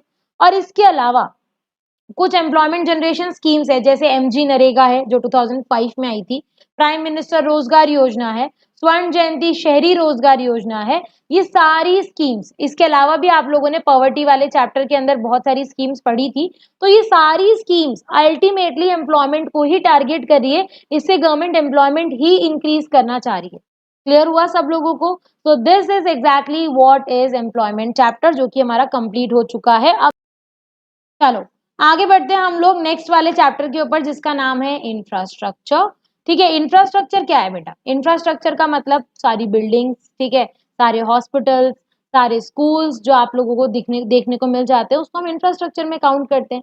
तो इंफ्रास्ट्रक्चर के अंदर हम अगर बात कर रहे हैं, तो इंफ्रास्ट्रक्चर के अंदर वो सारी एक्टिविटीज, वो सारी सर्विसेज, वो सारी फैसिलिटीज जो आप लोगों को जरूरत होती है इकोनॉमी को चलाने के लिए, उसको हम इंफ्रास्ट्रक्चर बोल सकते हैं। ठीक है, 1991 तक ना गवर्नमेंट करी थी सब कुछ। एलपीजी आने से पहले ना हमारी क्या है, गवर्नमेंट करी थी सब कुछ। लेकिन जैसे जैसे हमारा एलपीजी आया 1991 के बाद ना, गवर्नमेंट ने क्या बोला कि चलो प्राइवेट सेक्टर भी अपना रोल प्ले करो। प्राइवेट सेक्टर को भी बोला कि तुम भी करो, हम भी करते हैं, दोनों मिलके करते हैं, राइट। तो इंफ्रास्ट्रक्चर के अंदर हमको यहाँ पे देखने को मिल रहा है कि इंफ्रास्ट्रक्चर के अंदर वो सारी सर्विसेज, वो सारी एक्टिविटीज, वो सारी फैसिलिटीज आ जाएंगी जो कि हमारी इकोनॉमी में जरूरत है जिसकी। तो इंफ्रास्ट्रक्चर एक तरह से सपोर्टिंग सर्विसेज है, जैसे फॉर एग्जांपल रोड्स हो गए, रेलवेज हो गए, पोर्ट्स हो गए, एयरपोर्ट्स हो गए, डैम्स, पावर स्टेशन, एनर्जी हो गए, स्कूल्स, कॉलेजेस, ये सब चीजें, हॉस्पिटल्स, ये सब चीजें आपकी इंफ्रास्ट्रक्चर के अंदर आ जाएगी। बेसिक अगर मैं कैटेगराइजेशन की बात करूं ना, तो इंफ्रास्ट्रक्चर का कैटेगराइजेशन हम दो कैटेगरीज में कर सकते हैं। One is economic and second is social. Economic infrastructure क्या है बेटा? इकोनॉमिक इंफ्रास्ट्रक्चर का मतलब एक ऐसा इंफ्रास्ट्रक्चर जो कि इकोनॉमिक एक्टिविटीज में हेल्प करता है, जैसे एनर्जी है, पावर है, ट्रांसपोर्ट है, कम्युनिकेशन है, ठीक है, ये सारी चीजें आपकी इकोनॉमी में हेल्प करती है, इकोनॉमिक एक्टिविटीज में हेल्प करती है। सोशल इंफ्रास्ट्रक्चर क्या होता है बेटा? वो सारा इंफ्रास्ट्रक्चर जो कि education, health, housing, social infrastructure ना आपकी सोशल बेनिफिट के लिए है, लोगों का स्टैंडर्ड ऑफ लिविंग इंप्रूव करने के लिए, उनकी हेल्थ इंप्रूव करने के लिए, उनकी क्वालिटी इंप्रूव करने के लिए है। आई बात समझ में? तो economic infrastructure is for economic activity and social infrastructure is for social wellbeing of a human being, right? तो ये हमारा इकोनॉमिक और सोशल दो तरह का इंफ्रास्ट्रक्चर है जो हमको हमारी इस चैप्टर के अंदर पढ़ना है। यहाँ पे अगर इंपॉर्टेंस की बात करें, भाई इंपॉर्टेंस ना किसी से छुपी नहीं है। अगर मैं तुमसे पूछूं कि तुम्हारे जीवन में इस मोबाइल नेटवर्क और इंटरनेट की क्या जिस कहते हैं इंपॉर्टेंस है, तो तुम बहुत सारे पॉइंट्स दे सकते हो, है ना? उसी तरह से ये इंफ्रास्ट्रक्चर का ही तो पार्ट है। ये तुम्हारे मोबाइल्स हैं, जो ये टावर्स है, मोबाइल टावर्स हो गए या फिर नेटवर्क्स हो गए या इंटरनेट फैसिलिटी हो गई या कम्युनिकेशन हो गया, ये सब इंफ्रास्ट्रक्चर का ही तो पार्ट है बेटा, है ना? तो इंफ्रास्ट्रक्चर की इंपॉर्टेंस के पॉइंट्स देखो। पहला पॉइंट क्या है? Facilitates functioning of the economy. हो सकता है कि अगर इंफ्रास्ट्रक्चर ना हो ना बेटा, तो आप अपनी इकोनॉमी फंक्शन ही नहीं कर सकती। जस्ट इमेजिन, क्या तुम अपनी लाइफ इमेजिन कर सकते हो बिना इंफ्रास्ट्रक्चर के? मैं तो नहीं कर सकती। अगर इंफ्रास्ट्रक्चर नहीं होगा ना, तो मैं तुम्हारी क्लासेस भी नहीं ले पाऊंगी। अगर इंफ्रास्ट्रक्चर नहीं होगा तो मैं तो तुम्हारी क्लासेस भी नहीं ले पाऊंगी। तो मैं कैसे इमेजिन कर सकती हूँ अपनी लाइफ, राइट? तो पूरी इकोनॉमी मेरी फंक्शन कर रही है only and only because of infrastructure, right? Agriculture का डेवलपमेंट अगर मुझे कराना है ना, तब भी मुझे इंफ्रास्ट्रक्चर चाहिए। Storage facility, fertilisers, banking facility, insurance, सब चीजें कहाँ से मिलती है? इंफ्रास्ट्रक्चर से। तो एग्रीकल्चर डेवलपमेंट के लिए भी मुझे किसकी रिक्वायरमेंट है बच्चा पार्टी? इंफ्रास्ट्रक्चर की रिक्वायरमेंट है। ओके, नेक्स्ट है, यहां से ना सैंपल पेपर में क्वेश्चन आया है, इकोनॉमिक डेवलपमेंट। भाई इंफ्रास्ट्रक्चर और इकोनॉमिक डेवलपमेंट ना साथ साथ ही चलते हैं, क्योंकि पूरा एग्रीकल्चर हमारा इसके ऊपर डिपेंडेंट है, पूरा इंडस्ट्रियल सेक्टर हमारा इसके ऊपर डिपेंडेंट है, और खुद सर्विस सेक्टर भी इसके ऊपर डिपेंडेंट है। तो जब तीनों के तीनों सेक्टर इसके ऊपर डिपेंडेंट है, तो ग्रोथ इसी के ऊपर हुईगी ना, अगर इकोनॉमी को डेवलप कराना है। ठीक है, ठीक है, चलो आगे बढ़ते हैं। नेक्स्ट हमारे पास है बेटर क्वालिटी ऑफ लाइफ। देखो एजुकेशन, हेल्थ, इन सब से आपकी लाइफ इंप्रूव हो रही है, आपकी क्वालिटी, लाइफ क्वालिटी इंप्रूव हो रही है। तो ये सारी चीजें बेटर क्वालिटी ऑफ लाइफ के लिए जरूरी है। तो यहाँ पे और एक चीज और भी दो दो पॉइंट और है, प्रोवाइड्स एम्प्लॉयमेंट। इंडिया के अंदर ना एम्प्लॉयमेंट जनरेशन में इंफ्रास्ट्रक्चर का बहुत बड़ा रोल है। ठीक है, इंफ्रास्ट्रक्चर बहुत ज्यादा एम्प्लॉयमेंट क्रिएट करता है, चाहे वो रोड कंस्ट्रक्शन में हो, चाहे वो रेलवेज में हो, बहुत ज्यादा इंफ्रास्ट्रक्चर हमारा एम्प्लॉयमेंट जनरेशन में हेल्प करता है। आउटसोर्सिंग में बहुत ज्यादा हेल्प करता है। A country with advanced infrastructure facilities able to reap the benefit of outsourcing work. जब किसी कंट्री का इंफ्रास्ट्रक्चर अच्छा होता है ना, तो वहां पे आउटसोर्सिंग अपने आप होने लगती है। तो आउटसोर्सिंग का वर्क होने लगता है अगर हम लोगों के पास क्या है? अच्छा इंफ्रास्ट्रक्चर है। सो आउटसोर्सिंग फैसिलिटेट्स, ठीक है, आउटसोर्सिंग फैसिलिटेट्स क्या, sorry, infrastructure facility facilitates outsourcing. अगर अच्छा इंफ्रास्ट्रक्चर है तो आउटसोर्सिंग जरूर होगी। ओके, नेक्स्ट हमारे पास है state of infrastructure in India. अगर मैं इंडिया में इंफ्रास्ट्रक्चर की बात करूं तो इतना तो सफिशिएंट नहीं है। पहले इनिशियली सिर्फ गवर्नमेंट वो सोली रिस्पॉन्सिबल, ठीक है, लेकिन 1991 के बाद गवर्नमेंट ने थोड़ा सा प्राइवेट सेक्टर को भी अपना साथ देने को बोला। ठीक है, तो private sector by itself and also in joint partnership with the public sector has started playing a major role. Majority हमारे जो पीपल है वो रूरल एरिया में रहते हैं, लेकिन अभी तक भी रूरल विमेन्स जो है वो बायोफ्यूल्स का यूज कर रही है। उनके पास इतनी एनर्जी की रिक्वायरमेंट, मतलब उनके पास इतनी फैसिलिटीज नहीं है। अगर मैं बात करूं तो स्टिल स्टिल हमारे पास रूरल इंडिया के अंदर सिर्फ 46% हाउस होल्ड के पास इलेक्ट्रिसिटी कनेक्शन है, और 43% जो है वो अभी भी कैरोसिन का यूज करते हैं। 90% हाउस होल्ड जो है वो बायोफ्यूल्स का यूज कर रहे हैं कुकिंग के लिए। टैप वाटर, हम यहाँ पे हर घर में कितने सारे टैप है, लेकिन रूरल एरिया के अंदर आगे बढ़ते हैं, ठीक है। हाँ भाई, ड्रिंकिंग वाटर फैसिलिटी अगर देखा जाए ना, तो टैप वाटर तो वैसे ही नहीं है। और 76% लोग ना ओपन सोर्सेज से, हम लोग ना कहीं बाहर जाते हैं ना, मतलब मेरे जैसे लोग, सच्ची में मैं मेरी बताऊं, अगर मैं बाहर कहीं पे जा रही हूँ ना, किसी अच्छी जगह पे भी जा रही हूँ, तो मैं वहां पे नॉर्मली यूं ही किसी का कोई पानी ऐसे नहीं पीती हूँ, मैं बिस्लरी ही मंगवाऊंगी फिर वहां पे, ठीक है। किसी के घर जा रही हूँ तो चलो ठीक है, वो तो मजबूरी है, पीना पड़ेगा। लेकिन हाँ, अगर मैं कहीं बाहर जा रही हूँ किसी रेस्टोरेंट में, या फिर किसी ढाबे पे, या फिर कहीं भी जा रही हूँ जहाँ पे पानी है अवेलेबल, लेकिन फिर भी मैं बिस्लरी लूंगी, क्योंकि मुझे लगेगा कि वो पानी थोड़ा अच्छा नहीं है।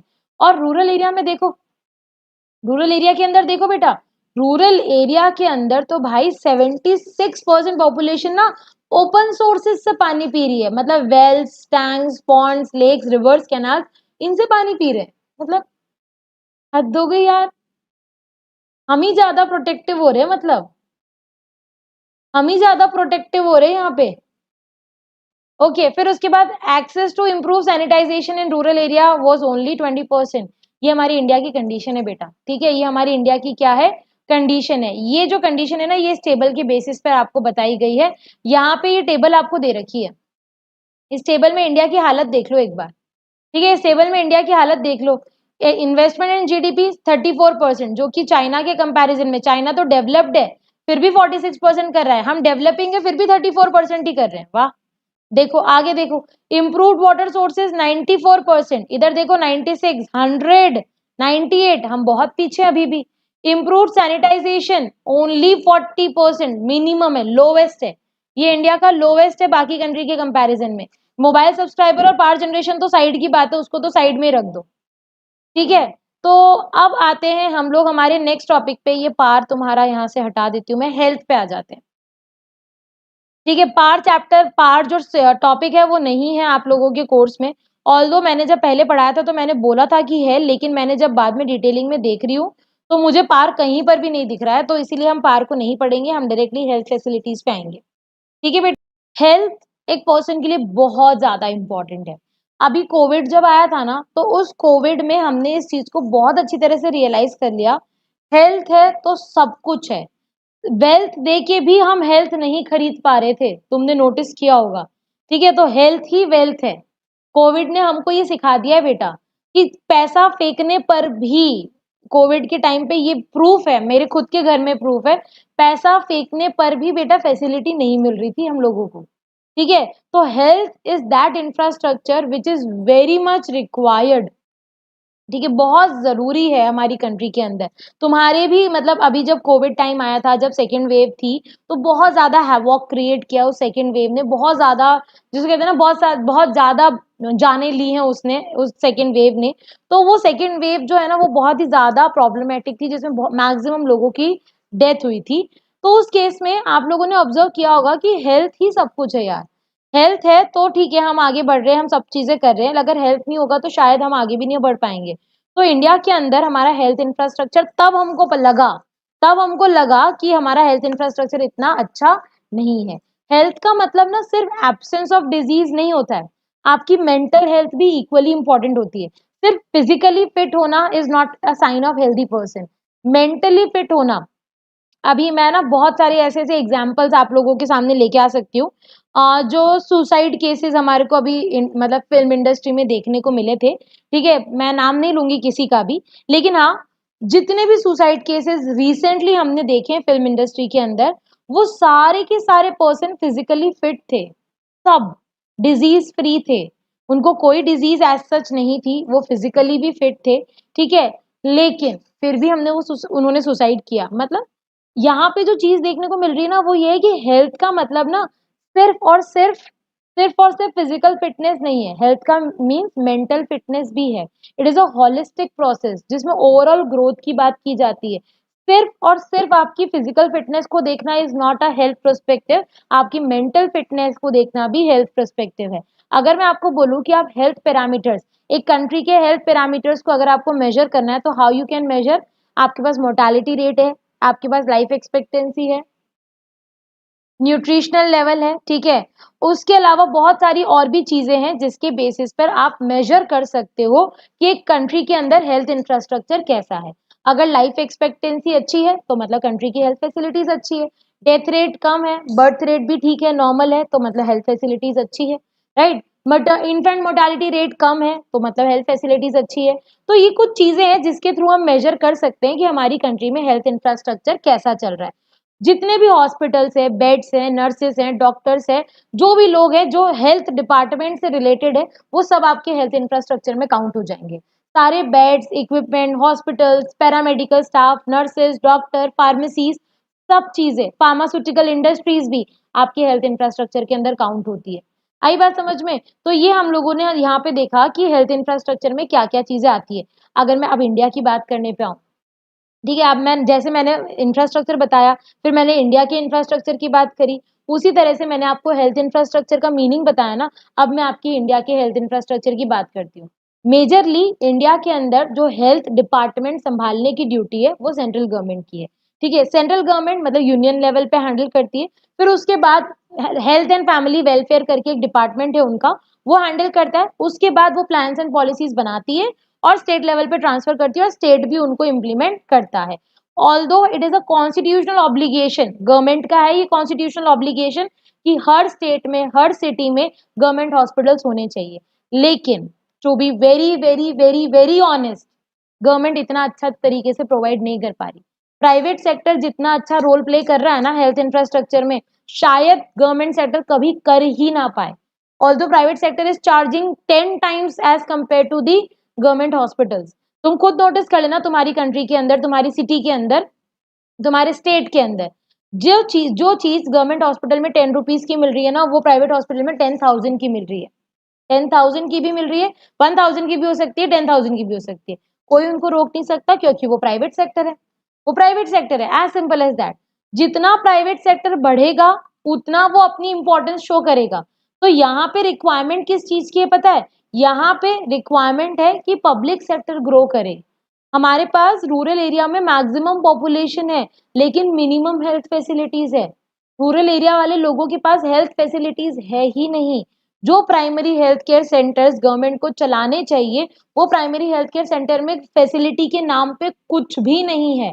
प्राइमरी हेल्थ केयर फैसिलिटीज क्या होती है? एक ऐसा हॉस्पिटल जहाँ पे नॉर्मल एक्सरे फैसिलिटी हो, जहाँ पे पट्टी मरम्मत वगैरह हो जाए, जहाँ पे गवर्नमेंट हो, मतलब सॉरी, जहाँ पे डॉक्टर हो, नर्स हो, वहाँ पे मेडिसिन वगैरह मिल जाए। कितने प्राइमरी हेल्थ केयर सेंटर है जो ये सारी फैसिलिटीज प्रोवाइड करते हैं? मतलब मैं अगर, वैसे तो मेरे को याद नहीं आ रहा कि मैं कब गई हूँ लास्ट टाइम, लेकिन हाँ, जब भी मैं गई हूँ कहीं पर भी तो मुझे तो वहां पे एक ही डॉक्टर दिखा, मतलब वो डॉक्टर भी था या नर्स थी मुझे नहीं पता। तो एज सच वहां पे कोई अच्छा खासा कोई डॉक्टर नहीं है, कोई नहीं होता वहां पे, खाली पड़ा रहता है वो बिल्कुल। तो प्राइमरी हेल्थ केयर सेंटर जो है ना बेटा, गवर्नमेंट ने सेटअप किए हैं लेकिन उसको कंट्रोलिंग नहीं की जा रही, जिसकी वजह से वो इतना अच्छा काम नहीं कर पा रहे। India has a large number of hospitals run by voluntary agencies and private sector. These hospitals are manned by professional and paramedical professional trained in medical and pharmacy and nursing colleges. Independence के बाद भी there has been significant expansion in the health sector. Government dispensaries भी बढ़ी है, सब चीजें बढ़ी है, नो डाउट इन दैट कि गवर्नमेंट कोशिश कर रही है। ठीक है, गवर्नमेंट कोशिश कर रही है, सब चीजें इंक्रीज हुई है, लेकिन प्राइवेट सेक्टर का रोल ज्यादा दिख रहा है इसके अंदर। 70% हॉस्पिटल्स किसके हैं? प्राइवेट सेक्टर के। Can you imagine? इंडिया के अंदर जितने हॉस्पिटल्स है उसमें से 70% हॉस्पिटल प्राइवेट सेक्टर के हैं और टू फिफ्थ जो बेड्स है ना वो प्राइवेट सेक्टर के हैं। 60% डिस्पेंसरीज प्राइवेट की है। हेल्थ केयर सर्विसेज में 80% आउट पेशेंट को प्राइवेट सेक्टर डील कर रहा है और 46% इन पेशेंट को, इन पेशेंट मतलब जो एडमिट होते हैं, आउट पेशेंट मतलब जो दिखा के चले जाते हैं। तो 80% आउट पेशेंट को हमारा कौन डील कर रहा है? 80% आउट पेशेंट को हमारा यहाँ पे प्राइवेट सेक्टर डील कर रहा है। सिर्फ और सिर्फ 46% इन पेशेंट को, 46% को यहाँ पे प्राइवेट सेक्टर डील कर रहा है। तो कहीं ना कहीं प्राइवेट सेक्टर का डोमिनेंट रोल देखने को मिल रहा है हमको।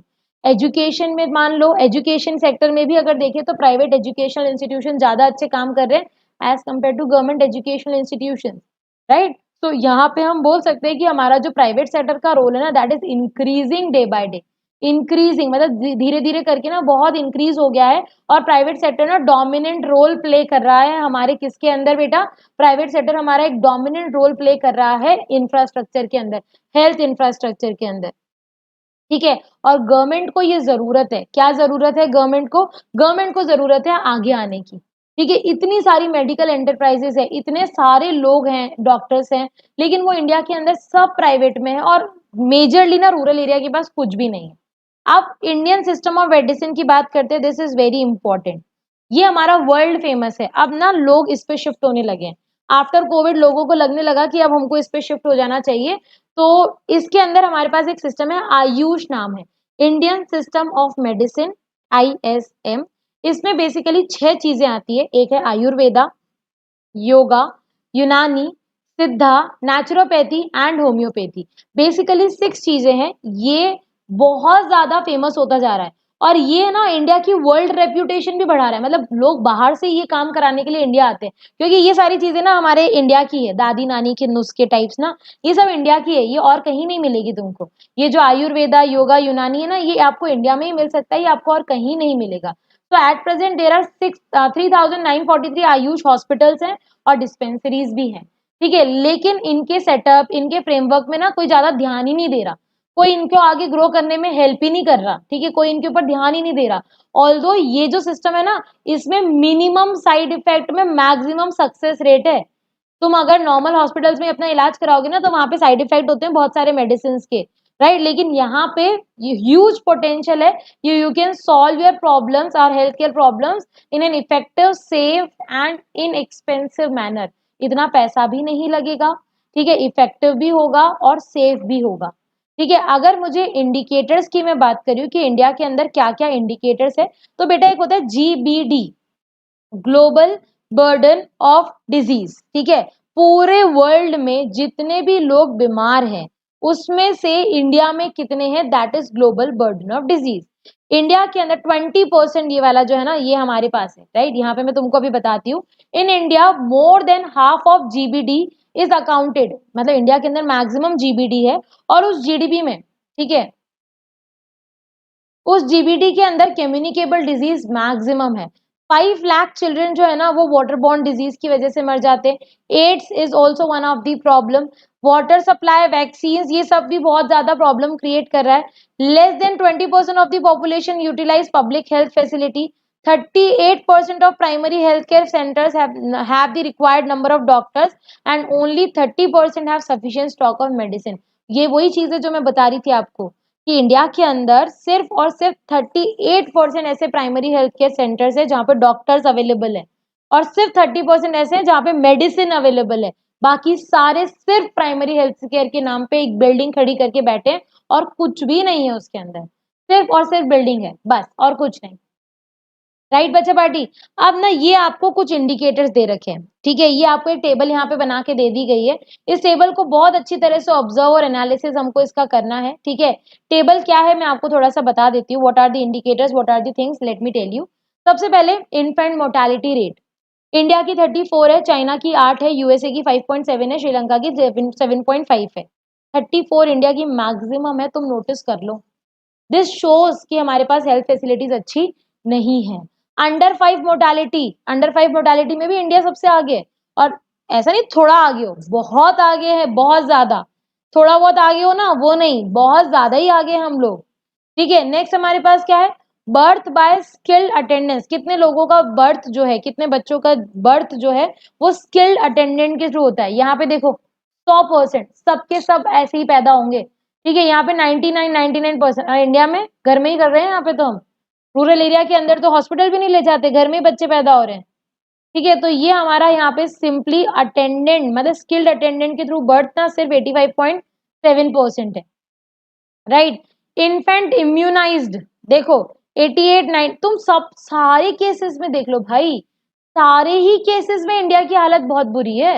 ये देखो, ये देखो, ये वाला तो और भी ज्यादा बुरा है, सब में इंडिया की हालत बुरी है। देखो इंडिया के अंदर 70% of India population lives in rural area, हमारी 70% पॉपुलेशन ना रूरल एरिया के अंदर है, लेकिन टोटल हॉस्पिटल का सिर्फ 1/5 रूरल एरिया में। क्यों भाई, वो पॉपुलेशन कहाँ जाए, अगर वो बीमार हो जाए तो कहाँ जाएंगी वो पॉपुलेशन। रूरल इंडिया के अंदर have only about half the number of dispensaries, total dispensaries का सिर्फ हाफ रूरल में, बाकी की क्यों अर्बन में। जब 70% रूरल एरिया में रह रहे हैं तो 70% डिस्पेंसरीज होनी चाहिए ना वहां पे। ठीक है, 6.3 lakh beds in government hospital, रफली 30% are available in rural area. अब तुम कंडीशन इमेजिन कर लो कि जहां कितना मिसमैच्ड है, कितना अनइक्वल डिस्ट्रीब्यूशन है, you can easily check it now ना। कोई मेडिकल इंफ्रास्ट्रक्चर रूरल एरिया के अंदर नहीं है, उनके पास सिर्फ 0.36 हॉस्पिटल्स हैं एवरी मतलब 1 लाख लोगों के लिए सिर्फ 0. भी नहीं है, 1 लाख लोगों की एक भी नहीं है बेटा, 1 लाख लोगों पे सिर्फ 0.3, और यही अर्बन के अंदर 3.6, देख लो सेम 10 टाइम्स हो गया, 0.36 एंड 3.6 10 टाइम्स ज्यादा है। PSC primary health care centre जो है ना रूरल एरिया में, वो ऑफर एक्सरे भी नहीं देते उनको, एक्सरे और ब्लड टेस्टिंग जैसी छोटी छोटी फैसिलिटीज भी वहां पर नहीं है।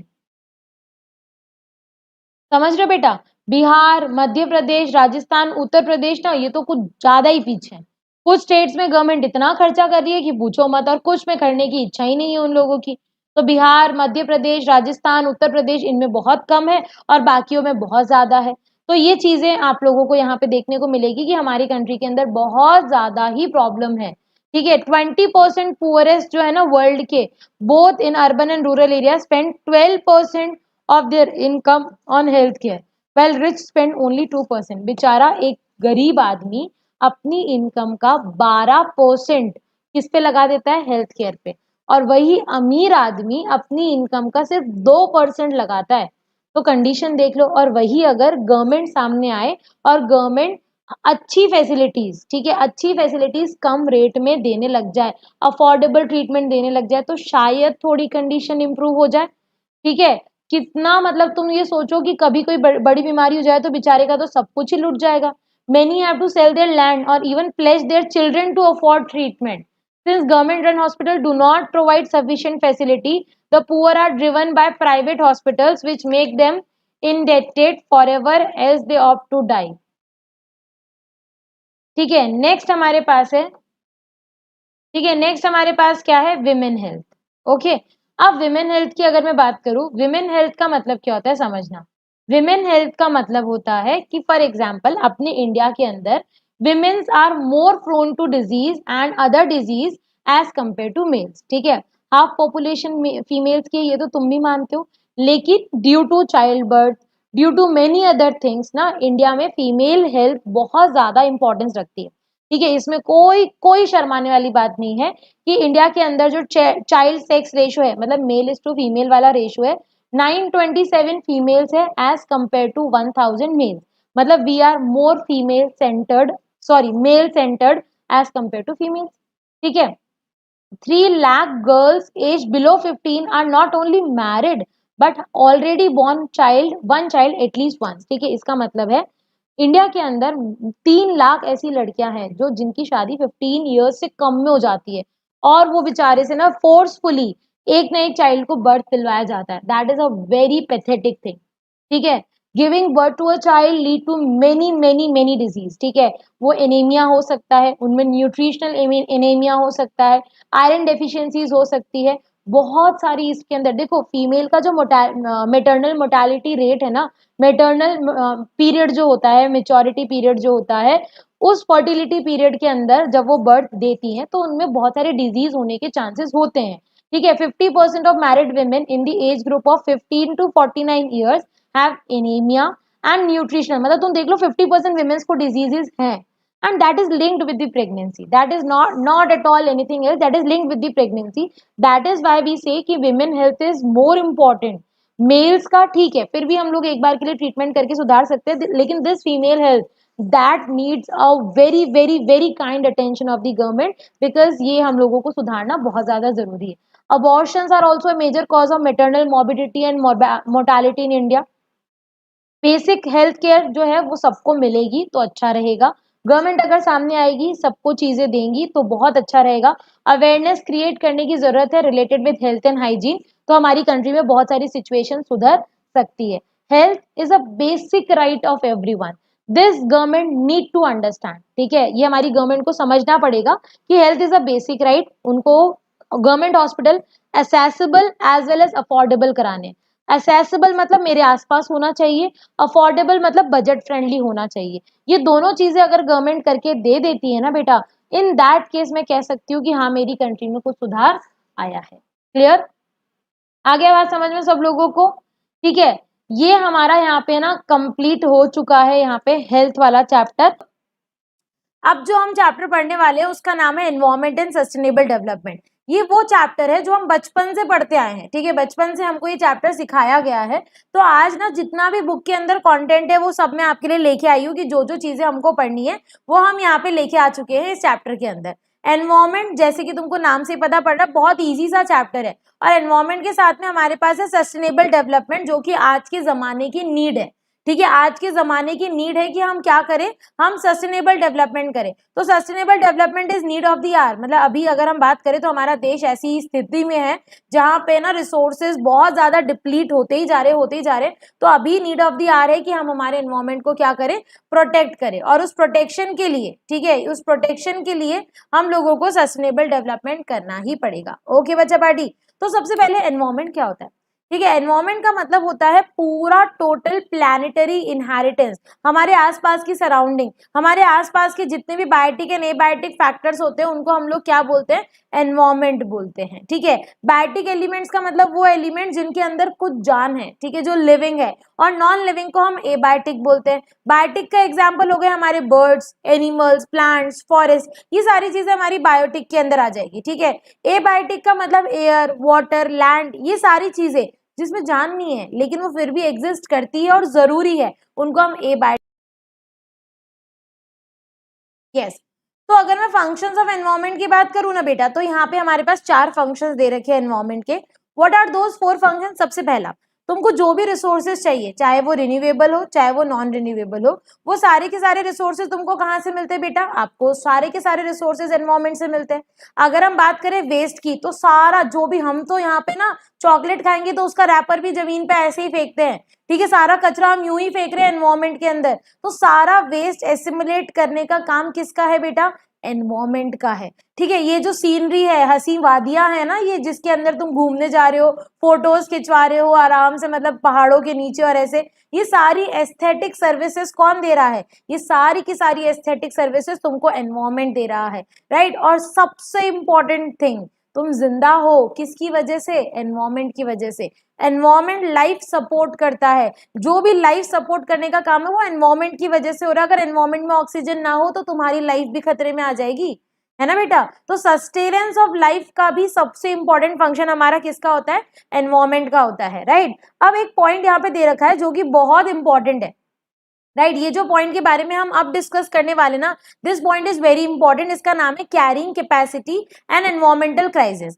कैरिंग कैपेसिटी का मतलब अगर तुम समझ जाओगे तो शायद तुमको एनवायरमेंटल क्राइसिस का मीनिंग अच्छे से समझ आ जाएगा। तो पहले मैं ना कैरिंग कैपेसिटी का मीनिंग समझा देती हूँ। देखो बच्चा, कैरिंग कैपेसिटी का मतलब क्या है कि एनवायरमेंट को ना वेस्ट एब्जॉर्ब करने की एक कैपेसिटी होती है। एनवायरमेंट वेस्ट एब्जॉर्ब जब करता है ना तो उसकी भी एक कैपेसिटी होती है, राइट। तुम अनलिमिटेड वेस्ट अगर किसी में भरे जाओगे तो एक लिमिट पे आके वो भी तो अपनी कैपेसिटी बताएगा कि yes I am full now. Dustbin में कचरा डालते हैं ना बेटा, तो डस्टबिन में कचरा क्या हमेशा डलता ही रहेगा क्या? कभी तो डस्टबिन तुमको दिखेगा ना कि नाउ इट इज फुल, अब अगर इसमें हमने कचरा डाला तो ये एब्जॉर्ब नहीं कर सकता। उसी तरह से एनवायरमेंट की भी वेस्ट एब्जॉर्प्शन की कैपेसिटी है। आप रिसोर्सेज को वापस, मतलब यूज तो फटाफट किए जा रहे हो लेकिन उसका रीजनरेशन तो हो ही नहीं रहा है ना। हम एक्सट्रैक्ट तो किए जा रहे हैं रिसोर्सेज को, लेकिन जो रीजनरेशन होना चाहिए, क्या वो रीजनरेशन हो रहा है? तो रिसोर्स एक्सट्रैक्शन जो है वो हमारा रिसोर्स रीजनरेशन से ज्यादा हो रहा है, जबकि वो कम होना चाहिए। तो कैरिंग कैपेसिटी यहाँ पे 2 चीजें बताता है। पहली चीज, resource extraction should remain below the rate of resource regeneration, जो कि हो नहीं रहा है। ठीक है, दूसरा, generation of waste should remain within the absorption capacity of the environment. जो एब्जॉर्प्शन कैपेसिटी है ना, we need to be very careful कि उस कैपेसिटी के अंदर ही हम उसको वेस्ट को जनरेट करें, राइट। अगर ये चीजें नहीं हुई, अगर एनवायरमेंट की कैरिंग कैपेसिटी से बाहर चली गई चीजें, तो एनवायरमेंटल क्राइसिस होंगे। एनवायरमेंटल क्राइसिस का मतलब, जब ये जो फंक्शंस हमने पढ़े ना कि एनवायरमेंट हमको क्या क्या फंक्शन देता है, तो जब एनवायरमेंट वो फंक्शंस नहीं परफॉर्म कर पाएगा ना, तो उसको हम लोग क्या बोलेंगे? उसको हम लोग बोलेंगे एनवायरमेंटल क्राइसिस। ठीक है, उसको हम लोग क्या बोलेंगे? उसको हम लोग बोलेंगे एनवायरमेंटल क्राइसिस। तो सिंपल सा लॉजिक है, जब कैरिंग कैपेसिटी नहीं कंप्लीट हो पाएगी या कैरिंग कैपेसिटी में प्रॉब्लम आएगी तो एनवायरनमेंट अपने बेसिक फंक्शंस नहीं परफॉर्म कर सकता, ठीक है। तो बेसिक फंक्शन अगर वो नहीं परफॉर्म कर सकता तो उससे हमारी इकोनॉमी में क्या आएंगे, एनवायरमेंटल क्राइसिस आएंगे। तो एनवायरमेंटल क्राइसिस हमारे पास यहाँ पे क्यों आते हैं, देखो वेस्ट जनरेशन क्यों बढ़ रहा है, क्योंकि पॉपुलेशन, ये तो है ना वो सरकारी ऑप्शन है बेटा, दिस इज दी सरकारी ऑप्शन जो हर चीज में तुमको मिलेगा। हर चीज का रीजन एक ही है घूम फिर के, पॉपुलेशन। हर चीज का रीजन एक है, वो क्या है हमारा, पॉपुलेशन। तो सिंपल सा लॉजिक हमारा यहाँ पर है, rising population is one of the most important reason for environmental crisis issues, ठीक है। Affluent consumption and production standards of the developed countries, हमारी डेवलप्ड कंट्रीज के अंदर जो कंजप्शन और प्रोडक्शन पैटर्न है ना, दैट डजंट मैच, ठीक है। प्रोड्यूस इतना हो नहीं रहा, कंजप्शन अनलिमिटेड होता जा रहा है, इसकी वजह से हमारे क्राइसिस आ रहे हैं। और तीसरा important reason, what is the third important reason, many resources have become extinct and the waste generated are beyond the absorption capacity of the environment, सारे रिसोर्सेज एक्सटेंड हो चुके हैं और जो भी वेस्ट जनरेट हो रहा है वो एनवायरमेंट की कैपेसिटी के बाहर जाता जा रहा है। So these are exactly the reason कि एनवायरमेंटल क्राइसिस हो रहे हैं। और इनको और सम अप कर दिया जाए तो और भी कुछ भी लिख सकते हो। देखो ये वो चैप्टर है बेटा जिसमें तुम मर्जी से भी अगर कुछ लिख के आओगे ना तो गलत नहीं है, ठीक है। अगर तुम मेरे पॉइंट्स के अलावा या बुक के पॉइंट्स के अलावा भी कुछ लिख के आ जाते हो एनवायरमेंटल क्राइसिस में या पॉल्यूशन में, तो दैट इज ओके। बचपन से हमको वाटर पॉल्यूशन, एयर पॉल्यूशन सिखाया गया ना, बचपन से हम ऐसे लिखते ही आ रहे हैं, तो ऐसी कोई प्रॉब्लम नहीं आएगी। यहाँ पे देखो कुछ जनरल रीजंस भी दे रखे हैं। What are those general reason, सबसे पहला एयर एंड वाटर पॉल्यूशन, ठीक है। सबसे पहला रीजन क्या है, एयर एंड वाटर पॉल्यूशन की वजह से क्राइसिस होते हैं, पॉपुलेशन की वजह से होते हैं, एक्सट्रैक्शन जब कैपेसिटी से ज्यादा हो जाए तब होते हैं, extend many resources have become extend, resources खत्म हो चुके हैं, बिल्कुल बचे ही नहीं है आगे वाली जनरेशन के लिए, राइट। कंजप्शन प्रोडक्शन अभी बताया था, और ग्लोबल वार्मिंग, ओजोन डिप्लीशन, ये कुछ नॉर्मल रीजंस है। अब एनवायरमेंटल डिग्रेडेशन पे आते हैं। बेटा डिग्रेडेशन का मतलब होता है क्वालिटी खराब होना, ठीक है। डिग्रेड होना मतलब क्या होता है कि क्वालिटी, जो ग्रेड हमारा था उस ग्रेड से हम डिग्रेड हो गए, मतलब क्वालिटी खराब हो गई है। तो उस एनवायरमेंट की क्वालिटी खराब होने के पीछे क्या रीजंस है, ठीक है। उस एनवायरमेंट की क्वालिटी खराब होने के पीछे ऐसे क्या रीजन है। देखो बेटा पहले क्या होता था, डिमांड कम होती थी, सप्लाई ज्यादा होती थी, एनवायरमेंट में रिसोर्सेज ज्यादा होते थे और लोग कम थे तो डिमांड कम हुआ करती थी, तो सब चीजें कैरिंग कैपेसिटी, एब्जॉर्प्टिव कैपेसिटी के अंदर चलती थी, ठीक है। लेकिन अभी प्रेजेंटली क्या है, प्रेजेंटली ना डिमांड ज्यादा हो चुकी है, demand is more than supply, हमारी डिमांड बहुत ज्यादा है और हमारी जो नीड्स है ना बेटा वो बढ़ती ही जा रही है, बढ़ती जा रही है। और उन नीड्स को फुलफिल करने के लिए जो रिसोर्सेज हमको चाहिए वो रिसोर्सेज हमारे पास अवेलेबल नहीं है। पॉपुलेशन बढ़ रही है, इंडस्ट्रियल रिवॉल्यूशन आया जा रहा है, इंडस्ट्रियल रिवॉल्यूशन आ रहा है तो वो अर्बनाइजेशन लेके आएगा, अर्बनाइजेशन लेके आएगा मतलब फॉरेस्ट खत्म हो जाएंगे, रिसोर्सेज रीजनरेट तो हो ही नहीं रहे और रिसोर्सेज कैपेसिटी जो एक्सट्रैक्शन है वो बढ़े ही जा रहा है, तो वो एब्जॉर्प्टिव कैपेसिटी के तो बाहर जाएगा ही ना। So pressure on absorptive capacity of the environment increase tremendously.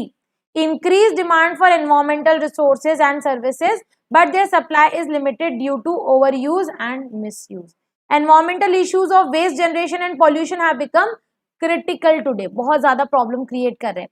Okay next हमारे पास जो पॉइंट है वो है ग्लोबल वार्मिंग। देखो बेटा ग्लोबल मतलब ग्लोब पूरा अर्थ, ठीक है। वार्मिंग मतलब टेम्परेचर बढ़ना, वार्मिंग का मतलब गर्म होना। तो जब हमारी नॉर्मल अर्थ का टेम्परेचर इंक्रीज होने लग जाता है, when there is a projected increase in the average temperature of the earth atmosphere, then it is known as what, global warming. तुमको आगे सोचना ही नहीं, तुमको वर्ड से डेफिनेशन मिल रही है। ग्लोबल मतलब अर्थ, वार्मिंग मतलब टेम्परेचर बढ़ना। So it is observed and projected increase in the average temperature of the earth atmosphere and oceans, उसको हम लोग क्या बोलते हैं, ग्लोबल वार्मिंग बोलते हैं। Okay now what are the global warming, reason क्या है इसके, what are the reason for global warming. देखो सबसे पहले ग्लोबल, देखो इंक्रीज हो रहा है टेम्परेचर तो कुछ तो रीजन होंगे ना, क्या रीजन है। सबसे पहला कोल का बर्न होना और पेट्रोलियम प्रोडक्ट का बर्न होना, इसकी वजह से आपका एटमॉस्फेरिक टेम्परेचर बढ़ता है। डिफॉरेस्टेशन, जब देखो पेड़ पौधे होंगे ना तो थोड़ा एनवायरमेंट ठंडा रहता है, आप पेड़ हटाए जा रहे हो, इंडस्ट्रीज बढ़ाए जा रहे हो, अर्बनाइजेशन किए जा रहे हो, तो इसका कहीं ना कहीं तो इम्पैक्ट आएगा ना। तो deforestation which increases the amount of carbon dioxide in the atmosphere, methane gas जो एनिमल वेस्ट से आती है, increase cattle production which contributes to deforestation, ठीक है, methane production and use of fossil fuels, सब चीजों की वजह से ना हमारा ग्लोबल वार्मिंग हो रहा है। और इस ग्लोबल वार्मिंग के बहुत सारे नेगेटिव इम्पैक्ट है। तुम सोचो अगर हमारी अर्थ है, ठीक है, इसको ग्रीन बनाना चाहिए था पर ठीक है ना, इस अर्थ का अगर टेम्परेचर इंक्रीज हो रहा है, ठीक है, इस अर्थ का अगर टेम्परेचर इंक्रीज हो रहा है तो इन दैट केस क्या प्रॉब्लम आएगी बताओ। अगर इस अर्थ का टेम्परेचर इंक्रीज हो रहा है तो कहीं ना कहीं हमारी जो ग्लेशियर्स है, हमारे जो ठंडे वाले इलाके हैं जहाँ पे बहुत ज्यादा बर्फ है और ऐसा है जहाँ पे कोल्ड रहती है, और वहां पे जो स्पीसीज और एनिमल्स रहते हैं, ठीक है, जो भी स्पीसीज एनिमल्स रहते हैं उनकी लाइफ पे तो खतरा आ गया ना। ऐसे जैसे फॉर एग्जाम्पल पेंगुइन्स है, पेंगुइन्स ठंड में ही रह पाते हैं, और भी बहुत सारे ऐसे एनिमल्स होंगे, प्लांट्स होंगे, स्पीसीज होंगी, बहुत सारे ऐसे मतलब बायोटिक एलिमेंट्स होंगे जो उस टेम्परेचर में ही रह सकते हैं। ड्यू टू ग्लोबल वार्मिंग हमारी आइस मेल्ट होती जा रही है वर्ल्ड वाइड। ये सिर्फ इंडिया की प्रॉब्लम नहीं, ये वर्ल्ड वाइड है, ये वर्ल्ड वाइड प्रॉब्लम है। सी लेवल बढ़ता जाएगा, सी लेवल बढ़ेगा तो फ्लड्स भी आएंगी बेटा, सी लेवल बढ़ेगा तो हरिकेन्स भी आएंगे, और भी बहुत सारी प्रॉब्लम हो सकती है। ट्रॉपिकल डिजीज भी बहुत ज्यादा बढ़ेगी इस केस के अंदर, ये डेंगू मलेरिया ये सब इसी रीजन की वजह से आ रहे हैं। तो ये मेजर इम्पैक्ट है, इफेक्ट या इम्पैक्ट कुछ भी बोल सकते हो, जो ये हमारे ग्लोबल वार्मिंग के हैं। एंड नेक्स्ट जो हमारा टॉपिक है वो है ओजोन डिप्लीशन। देखो see I am not a science teacher, ठीक है, मैं सिर्फ तुमको बता सकती हूँ, थोड़ा इतना ज्यादा साइंटिफिकली तो नहीं, लेकिन हाँ जितना मैंने पढ़ा है बचपन में, तुमने भी उतना ही पढ़ा होगा, ठीक है। तो यहाँ पे ओजोन डिप्लीशन का मतलब क्या होता है बच्चा? ओजोन डिप्लीशन का मतलब होता है जब एक लेयर है, ठीक है, हमारी अर्थ के ऊपर एक लेयर है जो हमको सन की अल्ट्रावायलेट यूवी रेज से प्रोटेक्ट करती है। अगर सन की यूवी रेज डायरेक्टली हमारे ऊपर आएगी तो कहीं ना कहीं वो बहुत सारी प्रॉब्लम्स क्रिएट कर सकती है। तो एक शील्ड है, ठीक है, वो शील्ड हमको क्या कर रही है? प्रोटेक्ट कर रही है, ओजोन लेयर बोला जाता है, वो हमको प्रोटेक्ट कर रही है, राइट। अब अगर हम अर्थ के अंदर है, ठीक है, ओजोन लेयर अर्थ के ऊपर है और ऊपर सन है, ठीक है, तो अगर हम ऐसा कुछ काम करेंगे जिससे उस ओजोन लेयर के अंदर होल होने लग जाएंगे तो उसको ओजोन डिप्लीशन बोला जाएगा। ये किस रीजन की वजह से हो सकता है? बहुत सारे रीजन है, मेजरली सीएफसी इसका रीजन है। It refers to the destruction of ozone in the ozone layer due to presence of chlorine from man-made CFC and other forces. उस ओजोन लेयर में अगर होल्स होने लग जाएंगे तो कहीं ना कहीं वो हमारे पर गलत इंपैक्ट डाल रहा है, राइट। इसके रीजंस क्या हो सकते हैं? The problem of ozone depletion is caused by high level of chlorine and bromine compounds in the stratosphere. The origin of these compound is CFC, which is used in cooling substances in AC and fridges. ये जो हमारे AC और fridge के अंदर हम use करते हैं ना कूलिंग सब्सटेंस, CFC, इससे मेजरली हमारा क्या होता है? इससे मेजरली हमारा ओजोन लेयर में इम्पैक्ट आता है, ठीक है। एक तो है CFC क्लोरोफ्लोरोकार्बन, एक है ब्लोरोफ्लोरोकार्बन, BFC भी करके, है ना, ब्रोमो है, ब्रोमोफ्लोरोकार्बन, ठीक है, दैट, हाँ ये रहा ना, लिखा तो है bromofluorocarbon, that is again a very important मतलब एलिमेंट जिसकी वजह से हमारा ये फायर एक्सटिंग्विशर्स में यूज होता है, ठीक है। तो these are the major causes. और हम तो यहाँ पे आराम से मस्ती से एक घर के अंदर 4 AC लगा के बैठे, जहां हमको CFC का मतलब प्रोडक्शन कम करना है, वहां पर तो हमने एक घर के अंदर 4 AC लगा दिए, तो वो 4 टाइम्स तो वैसे ही हो चुका है हमारा consumption, right. Now what are the main effects of ozone depletion? अब तुम खुद सोचो, अगर ये ओजोन लेयर जो है ये हट जाती है तब क्या होगा? तुम खुद मुझे आंसर दे सकते हो यहाँ पे कि अगर ये ओजोन लेयर जो हमको प्रोटेक्ट करके बैठी है, अगर ये ओजोन लेयर हट जाती है हमारे एनवायरमेंट से तब क्या होगा? इसका क्या रिजल्ट आएगा? As a result of depletion of ozone layer क्या होगा बेटा? वो अल्ट्रावायलेट रेज से जिससे हम प्रोटेक्ट होके बैठे ना, वो डायरेक्टली आएंगी। वो यूवी रेडिएशन है ना, वो कैंसर प्रोड्यूस कर सकती है ह्यूमन बॉडी के अंदर। इसके अलावा टेरेस्ट्रियल प्लांट्स की ग्रोथ पे बहुत इम्पैक्ट आएगा, और भी बहुत सारी ऐसी डिजीज हैं जो हमारी कंट्री के अंदर धीरे धीरे आना स्टार्ट हो जाएगी। आई बात समझ में? नेक्स्ट हमारे पास है, अब इतनी जब प्रॉब्लम है तो कुछ सॉल्यूशन भी तो निकालना पड़ेगा। जब इतनी बड़ी बड़ी प्रॉब्लम्स है तो there must be some solution, there have to be some solution. तो हमारी जैसे गवर्नमेंट तो आती है बीच में, तो गवर्नमेंट आई बीच में और गवर्नमेंट ने बोला कि चलो हम ना एक मॉन्ट्रियल प्रोटोकॉल बनाते हैं ना। What is Montreal protocol? एक ट्रीटी है, एक एग्रीमेंट है, जैसे नाटो एग्रीमेंट है ना, अभी बहुत सुनने को मिल रहा होगा, वैसे मॉन्ट्रियल प्रोटोकॉल भी एक एग्रीमेंट है, ठीक है, एक ट्रीटी है जो कि इंडिया ने साइन की है। क्योंकि ये जो इश्यूज है ना, ओजोन डिप्लीशन, ग्लोबल वार्मिंग, ये सिर्फ इंडिया के नहीं है, ये पूरे वर्ल्ड के इश्यूज हैं। तो इसके लिए पूरे वर्ल्ड की कंट्रीज को सामने आना पड़ेगा और साथ में मिलके काम करना पड़ेगा। तो जो ओजोन लेयर जो है ना, वो हार्मफुल रेस को प्रोटेक्ट करता है। अब उन हार्मफुल रेस से तो सब पे इम्पैक्ट आएगा ना। अगर क्लोरोफ्लोरोकार्बन बढ़ेगा तो इसका मतलब ये थोड़ी कि मेरे इंडिया पे इम्पैक्ट आएगा, सिर्फ इंडिया के अंदर वो ऐसा नहीं होगा ना, वो पूरे वर्ल्ड पे इम्पैक्ट डालेगा। तो ये मॉन्ट्रियल प्रोटोकॉल हमने अडॉप्ट किया था। It is a historical treaty designed by the members of the UN, ठीक है, historical treaty designed by the members of the UN to protect the ozone layer by phasing out of CFC.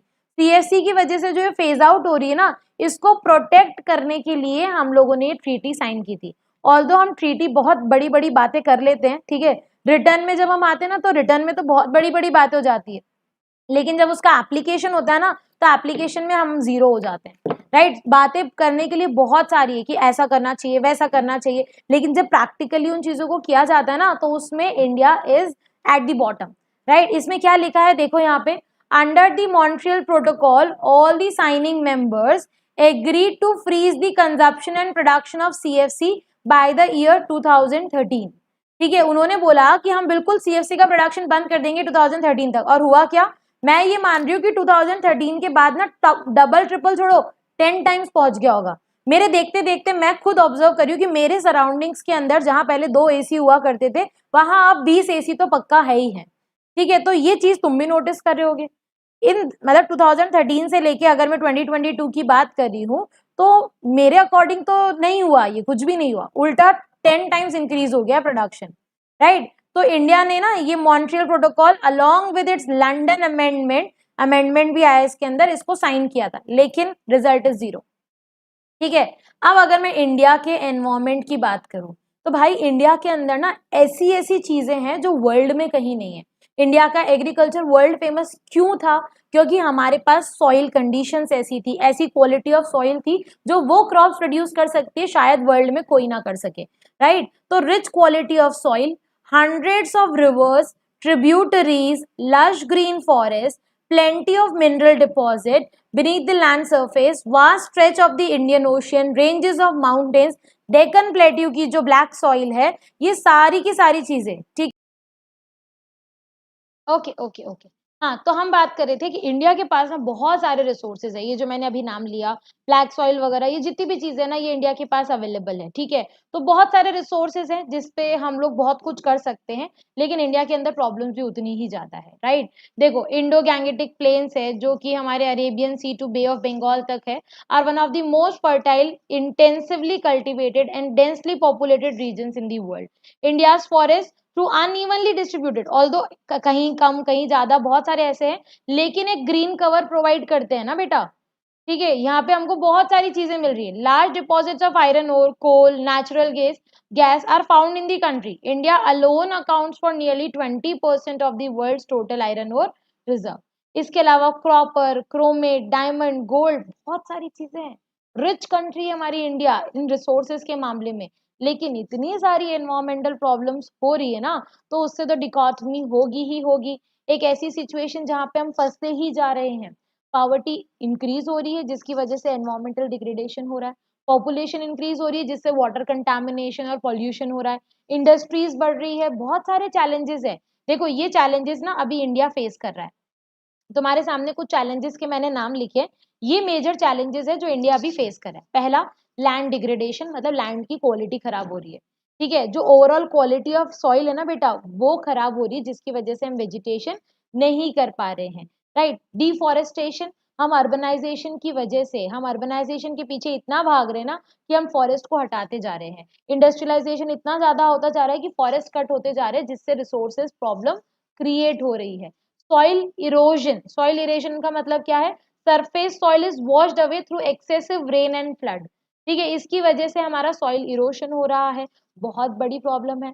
Biodiversity loss, ठीक है, इतने सारे हमारे पास organism है, living organism, जो अब खत्म होते जा रहे हैं क्योंकि एक्वेटिक इकोसिस्टम में भी प्रॉब्लम आ रही है, इकोलॉजिकल बैलेंसेस बिगड़ रहे हैं, जो कैपेसिटी में देखो फॉर एग्जांपल हमको ऑक्सीजन चाहिए, हमको जब तक ऑक्सीजन मिल रहा है हम जिंदा है, वहीं अगर ऑक्सीजन में कुछ भी प्रॉब्लम आई तो शायद हमारे पे प्रॉब्लम आएगी ना। उसी तरह से बहुत सारे ऐसे एनिमल्स हैं जिनकी जिनकी लाइफ के ऊपर प्रॉब्लम आ रही है due to the changes that are taking place in the environment, और इसी रीजन की वजह से हमारी इकोनॉमी के अंदर बहुत ज्यादा बायोडाइवर्सिटी लॉस हो रहा है। एयर पॉल्यूशन एक्सप्लेन करने की भी जरूरत नहीं है, इंडस्ट्रियलाइजेशन, बहुत सारा व्हीकुलर इमिशन, जो व्हीकल्स हम चला रहे हैं, हर घर में चार चार व्हीकल्स है, तीन तीन गाड़ियां हैं, ठीक है, हम गए वो जमाने जब एक साथ बस में घुमा करते थे सब लोग, अब नहीं होता ऐसा, अब बिल्कुल भी नहीं होता, ठीक है, अब तो नंबर ऑफ व्हीकल्स ही इतने ज्यादा इंक्रीज हुए हैं कि एनवायरमेंट, दिल्ली का तो केस देखा होगा तुमने, दिल्ली का केस न्यूज में कितना आता है, वो ऑड इवन वाला सिस्टम इसीलिए स्टार्ट किया गया था ना, मतलब आसमान ही नहीं दिखेगा, सब ब्लैक ब्लैक दिखता है वहां पे, इतना पॉल्यूशन है। तो ये पॉल्यूशन कहीं ना कहीं हमारे को इम्पैक्ट करता है, और इसी रीजन की वजह से हम लोगों को प्रॉब्लम हो रही है। Now ways to control air pollution, that is up to you, you can write it on your own. देखो अब ये दिल्ली मेट्रो जैसा सिस्टम है कि पब्लिक ट्रांसपोर्ट का यूज करो, अब ये ना क्लीनर फ्यूल्स वाली गाड़ियां, तुमने देखा होगा आजकल ना ग्रीन नेम प्लेट वाली गाड़ियां चलने लग गई है, तो सीएनजी वाली या पेट्रोल डीजल अवॉइड करके अगर हम बैटरी वाली गाड़ियां भी यूज करेंगे तो हमारा प्रॉब्लम सॉल्व हो जाएगा। LPG is also a cleaner fuel, अगर उसको यूज करना चाहे तो नई नई टेक्निक्स आ रही है, नए नए टेक्निक वाले नए नए साधन यूज करो, तुम्हारे अपने आप चीजें सॉल्व हो जाएंगी। Okay, now this is very important ना, ये टॉपिक बहुत इंपॉर्टेंट है यहाँ पे, पॉल्यूशन कंट्रोल बोर्ड्स, ठीक है। अब यहाँ पे समझना, in order to address water and air pollution in India the government set up the pollution control board. हमारी गवर्नमेंट ने क्या सेटअप किया, पोल्यूशन कंट्रोल बोर्ड, अब नाम से पता पड़ रहा है पोल्यूशन कंट्रोल बोर्ड, इसका मतलब क्या हुआ, इसका मतलब क्या हुआ, पॉल्यूशन कंट्रोल बोर्ड का मतलब क्या हुआ, पॉल्यूशन को कंट्रोल करने के लिए जो बोर्ड सेटअप की गई है उसको पॉल्यूशन कंट्रोल बोर्ड बोलेंगे, ठीक है। सेंट्रल लेवल, पहले तो ये सेंट्रल लेवल पे की गई, फिर धीरे धीरे इसको स्टेट लेवल के ऊपर भी लेके आया गया, सेंट्रल बोर्ड, उसके अंडर स्टेट बोर्ड्स भी आ गए। अब इनका मेजर फंक्शन क्या था, इनका मेजर फंक्शन सिर्फ पॉल्यूशन कंट्रोल करना नहीं था, ये रूल्स रेगुलेशन बनाएंगे, इन्वेस्टिगेट करेंगे, ठीक है, ऑडिटिंग करेंगे, अगर कोई प्रॉब्लम आई तो पेनल्टी लगाएंगे, और पेनल्टी छोटी मोटी नहीं होनी चाहिए, पेनल्टी बहुत बड़ी बड़ी लगा रहे हैं। तो जितने भी टेक्निकल असिस्टेंस चाहिए, तुमको हेल्प चाहिए, प्योरीफायर कैसे लगाना है, कितना लिमिट होना चाहिए, एक जैसे फॉर एग्जांपल ना इंडस्ट्रीज है, इंडस्ट्रीज क्या करती है, बहुत सारी पॉइजनस गैसेस प्रोड्यूस करती है, वो डायरेक्टली एनवायरमेंट में डाल देती है, लेकिन पोल्यूशन कंट्रोल बोर्ड ने रूल बनाया कि आप बिना उसको प्योरीफाई किए एनवायरमेंट में नहीं डालोगे, या वाटर को भी जब तक ट्रीटमेंट नहीं होगा ना, वाटर ट्रीटमेंट प्योरिफिकेशन नहीं होगा, तब तक उसको आप नदी में भी या कहीं पे भी बाहर ऐसे नहीं डालोगे। तो ये सारी चीजें, ये रूल्स रेगुलेशन, ये सब चीजें कंट्रोल कौन कर रहा है, दिस पोल्यूशन कंट्रोल बोर्ड, ठीक है। जितनी भी मैनुअल्स हैं, एजुकेशन है इससे रिलेटेड, गाइडलाइंस है इससे रिलेटेड, पेनल्टीज है, सब चीजें यही हैंडल करता है और यही बनाता है, right. Last topic of this chapter, ठीक है, उसके बाद हम नेक्स्ट चैप्टर स्टार्ट करेंगे, हमारा ये लास्ट टॉपिक है सस्टेनेबल डेवलपमेंट। बेटा सस्टेनेबल डेवलपमेंट का जो कॉन्सेप्ट है ना, उसको एम्फेसाइज करने वाला है UNCED, united nation conference on environment and development. उन्होंने बोला है कि आप बेशक अपनी प्रेजेंट नीड्स को फुलफिल करो, पर प्रेजेंट के पीछे इतना भी पागल मत हो जाओ कि वो रिसोर्सेज तुम्हारे फ्यूचर जनरेशन के लिए इतने से भी ना बचे, वो बेचारे देख भी ना पाए कि ऐसे भी कुछ रिसोर्सेज हुआ करते थे।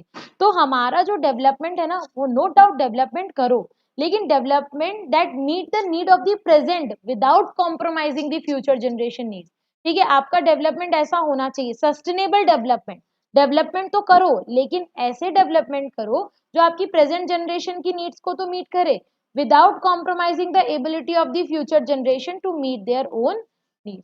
फ्यूचर जनरेशन की नीड्स को कॉम्प्रोमाइज नहीं करना है, प्रेजेंट जनरेशन की नीड्स को फुलफिल करते करते ये मत भूल जाओ कि future is also important, future generation की भी कुछ नीड्स हैं।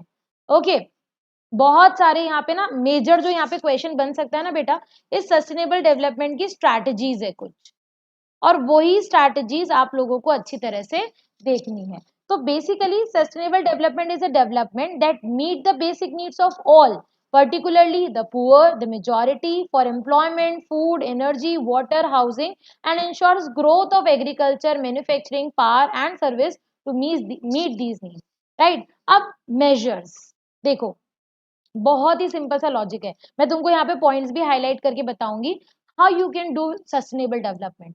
अब बोलना बहुत आसान होता है कि सस्टेनेबल डेवलपमेंट करो, but what are the strategies. बच्चा ये क्वेश्चन ना यहाँ से 5 मार्क्स का पूछा जाता है कि what are the strategies.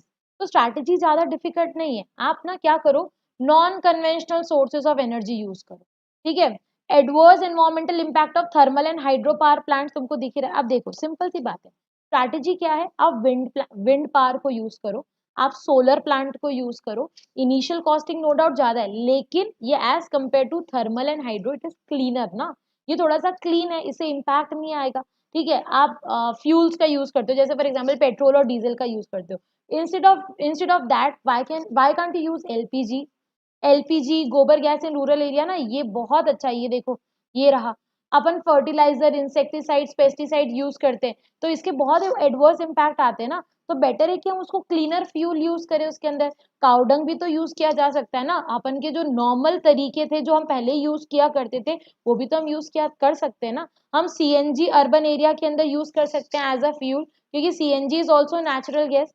LPG हम यूज कर सकते हैं because it is a clean fuel. तो ये कुछ स्ट्रैटेजीज है। विंड पावर जितना ज्यादा यूज होगा उतना ज्यादा अच्छा रहेगा, क्योंकि देखो यहाँ पे ना सिंपली कहीं कहीं एरियाज के अंदर विंड की स्पीड बहुत ज्यादा है, और वहां पे इलेक्ट्रिसिटी जनरेट हो सकती है विदाउट एनी एडवर्स इम्पैक्ट, कोई एडवर्स इम्पैक्ट नहीं है उसका।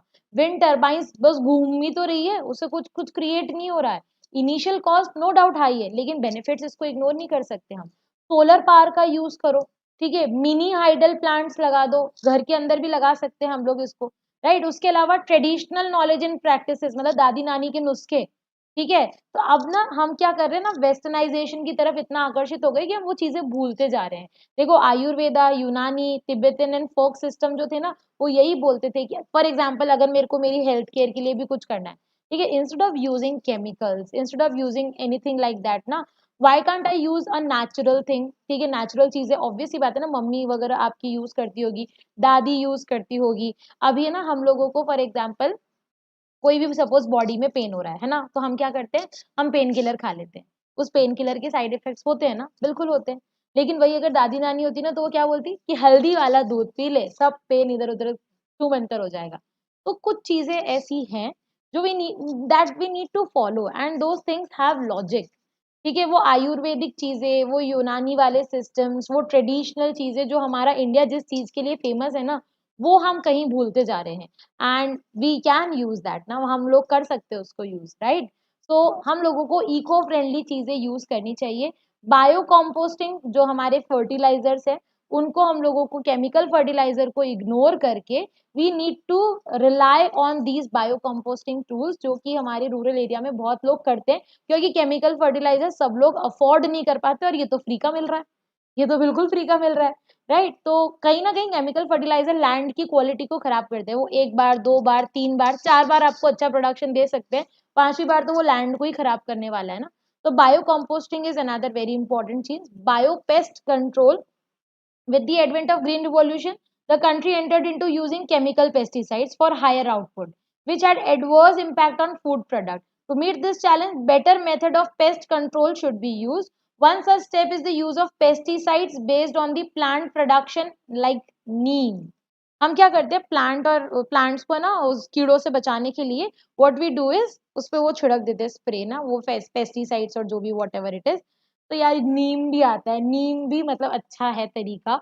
आप दवाइयाँ और गोलियां यूज करने से बेटर है नीम भी अगर कहीं डाल दोगे ना, तो उससे भी वो चीजें भाग जाएगी, मतलब वो सही हो जाएगा सिस्टम। तो बहुत सारी ऐसी चीजें हैं जो कि हम कंट्रोल कर सकते हैं और हमारे हाथ में है। तो this was the end of the chapter. Let us begin our new chapter now, जो कि हमारी बुक का लास्ट चैप्टर है। चैप्टर का नेम है comparative studies between India and its neighbouring countries. India और उसके नेबर्स के बीच में कंपैरिजन करने के पीछे लॉजिक क्या है, बहुत बड़ा लॉजिक है, ठीक है। देखो तीन कंट्रीज हम यहाँ पे इस चैप्टर के अंदर पढ़ेंगे। पहला है इंडिया, हमारा इंडिया, ठीक है। दूसरा है चाइना, और तीसरा है पाकिस्तान जो हमारे नहीं है, ठीक है। तो बेसिकली इस चैप्टर के अंदर आपको तीन कंट्रीज के बारे में पढ़ना है। वाई ओनली थ्री कंट्रीज, मतलब why only two neighbouring countries, और भी तो बहुत सारी है, लेकिन हम इन दो नेबरिंग कंट्रीज को ही क्यों टारगेट कर रहे हैं, क्यों कर रहे हैं मैं बताती हूँ ना इसके पीछे रीजन। हम इसीलिए इनको टारगेट कर रहे हैं क्योंकि ये दो कंट्रीज हमारे से बहुत सिमिलैरिटीज रखती है। इनका डेवलपमेंट ईयर भी सेम था, इनका मतलब जिसको कहते हैं ना, हम लोग कह सकते हैं कि डेवलपमेंट पाथ, ग्रोथ स्ट्रैटेजीज इनकी सेम सी थी, राइट। तो comparative studies between India and its neighbouring countries के अंदर हम लोग चाइना और पाकिस्तान को थोड़ा सा डिटेलिंग में पढ़ने वाले। इस चैप्टर के अंदर बेसिकली 2-3 टेबल है जिसके क्वेश्चन उठ के एग्जाम में आ सकते हैं। और दूसरा जो सबसे इंपॉर्टेंट टॉपिक है वो है चाइना की पॉलिसीज, जैसे great proletarian cultural revolution, great leap forward, ऐसे करके कुछ पॉलिसीज हैं चाइना की जो कि बहुत इंपॉर्टेंट है।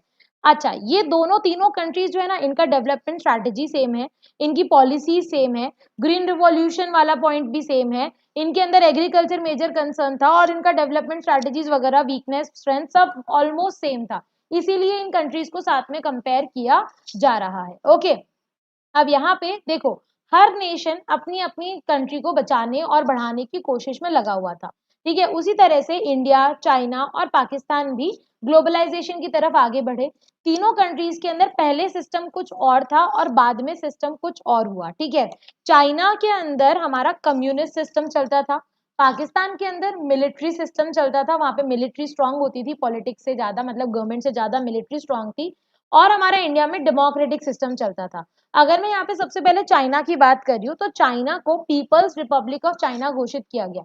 इंडिया और पाकिस्तान जैसे फॉर एग्जांपल पहले की बात करें तो ब्रिटिशर्स के कंट्रोल में थे, लेकिन जब पार्टीशन हुआ तो दोनों अलग हो गए। वैसे ही चाइना किसी के कंट्रोल में नहीं था, चाइना को सिर्फ पीपल्स रिपब्लिक ऑफ चाइना घोषित कर दिया गया था 1949 के अंदर। इंडिया पाकिस्तान को आजादी मिली 1947 के अंदर, वेरएज जो हमारा चाइना था ना, उस चाइना को पीपल्स रिपब्लिक ऑफ चाइना बोल दिया हमने 1949 के अंदर। Okay, after the establishment of People's Republic of China under one party rule, all the critical sectors of the economy, enterprise and land owned and operated by the individual were brought under the government control. भाई China ना one party rule से चलता है, मतलब communist pattern था purely. One party rule का मतलब क्या होता है कि जो भी चीजें हैं ना कंट्री के अंदर, चाहे वो लोग हो, चाहे वो लैंड हो, चाहे वो एंटरप्राइजेस हो, वो सब गवर्नमेंट की है, आपका अपना कुछ भी नहीं है, ठीक है। तो सब चीजें जो भी आप एज ए इंडिविजुअल भी ऑपरेट कर रहे हो तो वो भी हमारी गवर्नमेंट की ही मानी जाएगी। उसके बाद पॉलिसीज आना स्टार्ट करी, उन्होंने पॉलिसीज लेके आए जिससे वो बहुत सारी चीजों को कंट्रोल करना चाहते थे, राइट। उन सारी पॉलिसीज के बारे में हम लोगों को पढ़ना है। देखो, सबसे पहली पॉलिसी मैंने यहाँ पे बहुत शॉर्ट में लिख रखा है, लेकिन मैं आपको एक्सप्लेन अच्छी तरह से कर दूंगी। यहाँ देखो, सबसे पहली policy I great leap Forward या ग्रेट लीप फॉरवर्ड कैंपेन, जो आया 1958 के अंदर। What was that campaign, let me tell you. इस कैंपेन में एक इनके जो गवर्नमेंट के जो लीडर थे वन पार्टी रूल के, जिनका नाम था माओ, MAO, माओ, ठीक है। इन माओ भाई साहब ने क्या बोला, इन भाई साहब ने बोला कि क्योंकि चाइना भी एक ऐसी कंट्री थी जिसके अंदर एग्रीकल्चर में 80% से ज्यादा पॉपुलेशन एंगेज थी, और माओ चाहते थे, इंटेंशन गलत नहीं था, माओ चाहते थे कि ये एग्रीकल्चर से पॉपुलेशन शिफ्ट होके थोड़ा सा किस में आ जाए, थोड़ा सा इंडस्ट्रियलाइजेशन में आ जाए। तो माओ ने एक पॉलिसी बनाई जिसका नाम था ग्रेट लीप फॉरवर्ड कैंपेन। इस पॉलिसी के अंदर दो चीजें आई, ठीक है। एक तो आया बैकयार्ड में इंडस्ट्रीज सेटअप करना, लोगों को बोला गया कि तुम अपने घर के बैकयार्ड में क्या करो, बैकयार्ड में इंडस्ट्रीज को सेटअप कर लो। और दूसरा इंपॉर्टेंट काम जो किया ना, वो क्या था, दूसरा इंपॉर्टेंट काम था कम्यून सिस्टम का। कम्यून सिस्टम का मतलब होता है कलेक्टिव फार्मिंग का। गवर्नमेंट ने क्या बोला कि सारा लैंड तो गवर्नमेंट का है ना, तो गवर्नमेंट ने एक लैंड को 10 लोगों को दे दिया कि इस पे तुम कलेक्टिव फार्मिंग करो, जो भी प्रोडक्शन होगा उसमें से थोड़ा टैक्स हमारा, बाकी का सारा तुम रख लेना। लेकिन ये चीज ना लोगों को थोड़ा सा लिथार्जिक बना गई, ठीक है। तो अंडर दी, ये देखो, ग्रेट लीप फॉरवर्ड के अंदर people were encourage to set up industries in their backyard. In rural area communes were started. Under the commune system, people collectively cultivated the lands. In 1958, there were 26,000 communes covering almost all the farm population. GLF campaign met with many problems as severe drought caused havoc in China, killing about 30 million लोगों को यहाँ पे जान लेके चली गई, ठीक है। 30 मिलियन लोगों की यहाँ पे जान चली गई। Just allow me a minute बच्चा, just allow me a minute.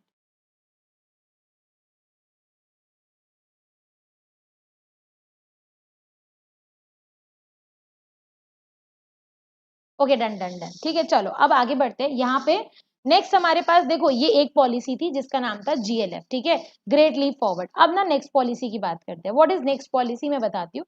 Next policy इनके great proletarian cultural revolution. Great proletarian cultural revolution. देखो क्या था, पहले ना रशिया और चाइना के बहुत अच्छे रिलेशन थे, तो रशिया के जितने भी प्रोफेशनल्स थे वो चाइना के अंदर काम करते थे, लेकिन इन दोनों के बीच में हो गया कॉन्फ्लिक्ट, रशिया और चाइना के बीच में हो गया कॉन्फ्लिक्ट। तो रशिया ने अपने सारे जितने भी प्रोफेशनल थे उन सबको बुला लिया वापस। अब चाइना के पास तो प्रोफेशनल्स बचे नहीं, तो अब क्या हुआ फिर पता है, अब उसके बाद चाइना ने क्या किया, अपने स्टूडेंट्स और प्रोफेशनल्स को बोला कि तुम बैठे बैठे दिमाग मत लगाओ, तुम कंट्री साइड में जाओ, वहां जाके रियल लाइफ सिचुएशन को ऑब्जर्व करो और फिर उसका सॉल्यूशन निकालो। तो इस तरह से चाइना ने अपने स्टूडेंट्स और प्रोफेशनल्स क्रिएट करना चालू किया, मतलब उसने अपनी जो इतनी ज्यादा पॉपुलेशन थी ना, उस पॉपुलेशन को उन्होंने क्या करना स्टार्ट कर दिया, उस पॉपुलेशन को असेट बनाना स्टार्ट कर दिया। सो when Russia had conflict with China, it withdrew its professionals who had earlier been sent to China to help the industrialization process। लेकिन अब जब 1965 में कॉन्फ्लिक्ट हुआ तो माओ ने क्या किया, माओ ने इंट्रोड्यूस की ग्रेट प्रोलेटरियन कल्चरल रिवॉल्यूशन, जो कि 10 साल के लिए चलाई गई, 66 से 76 तक चली, जिसमें स्टूडेंट्स और प्रोफेशनल्स को कंट्री साइड लर्न करने के लिए भेजा गया कि जाओ सीखो और सोल्यूशन निकाल के दो। ठीक है, ये हमारे यहाँ पे तीन चीजें आई, great leap forward, commune system, और ये हमारा ये जीपीसी है, जीपीसीआर। ठीक है, ये हमारी तीन चीजें आ गई। अब इसके बाद ये तो था नॉर्मल जो पॉलिसीज चलती गई चलती गई चलती गई, राइट बच्चा पार्टी। अब रिफॉर्म्स आए चाइना के अंदर, व्हाट वर दी रिफॉर्म्स, इन्होंने चाइना ने अपने क्या करना स्टार्ट कर दिया बेटा, अब रिफॉर्म्स इंट्रोड्यूस किए। याद है इंडिया के अंदर भी रिफॉर्म्स आए थे 1991 के अंदर, जिसमें हमने एलपीजी पॉलिसी अडॉप्ट करी थी। उसी तरह से चाइना ने 19, हम बहुत लेट हो गए थे, हम 1991 ना हम बहुत लेट स्टार्ट हुए, चाइना हमसे पहले ही स्टार्ट हो गया। और चाइना की पॉलिसीज में सबसे अच्छी चीज क्या थी पता है, चाइना की पॉलिसी के अंदर सबसे अच्छी चीज थी कि इनकी पॉलिसीज ना 2 फेजेस थी, इन्होंने 2 फेजेस के अंदर अपनी पॉलिसीज को लॉन्च किया, first phase and second phase. ठीक है, जो हम इनका फर्स्ट फेज था ना, जो इनिशियल फेज था, इन्होंने उसके अंदर 3 चीजों को टारगेट किया, एक एग्रीकल्चर, एक फॉरेन ट्रेड और तीसरा इन्वेस्टमेंट। क्योंकि इनका ये मानना था कि अगर ये 3 चीजें सुधर गई ना तो बाकी तो इकोनॉमी सुधार लेंगे। तो इन्होंने इनिशियल फेज के अंदर अपना जो फोकस किया वो किस पे किया, एग्रीकल्चर पे, फॉरेन ट्रेड पे और उसके बाद इन्वेस्टमेंट सेक्टर पे। ठीक है, in agriculture for instance commune lands were divided into small plots. वो जो कम्यून सिस्टम हैवॉक क्रिएट करा था, अब इन्होंने उस कम्यून लैंड्स को डिवाइड कर दिया, बोला कि अब इंडिविजुअल पर्सन को इंडिविजुअल ओनरशिप दे देंगे, जाओ जाके काम करो। फिर इन्होंने दूसरा एक और जो इसके अंदर किया वो था डुअल प्राइसिंग सिस्टम। ठीक है, जस्ट अ सेकेंड।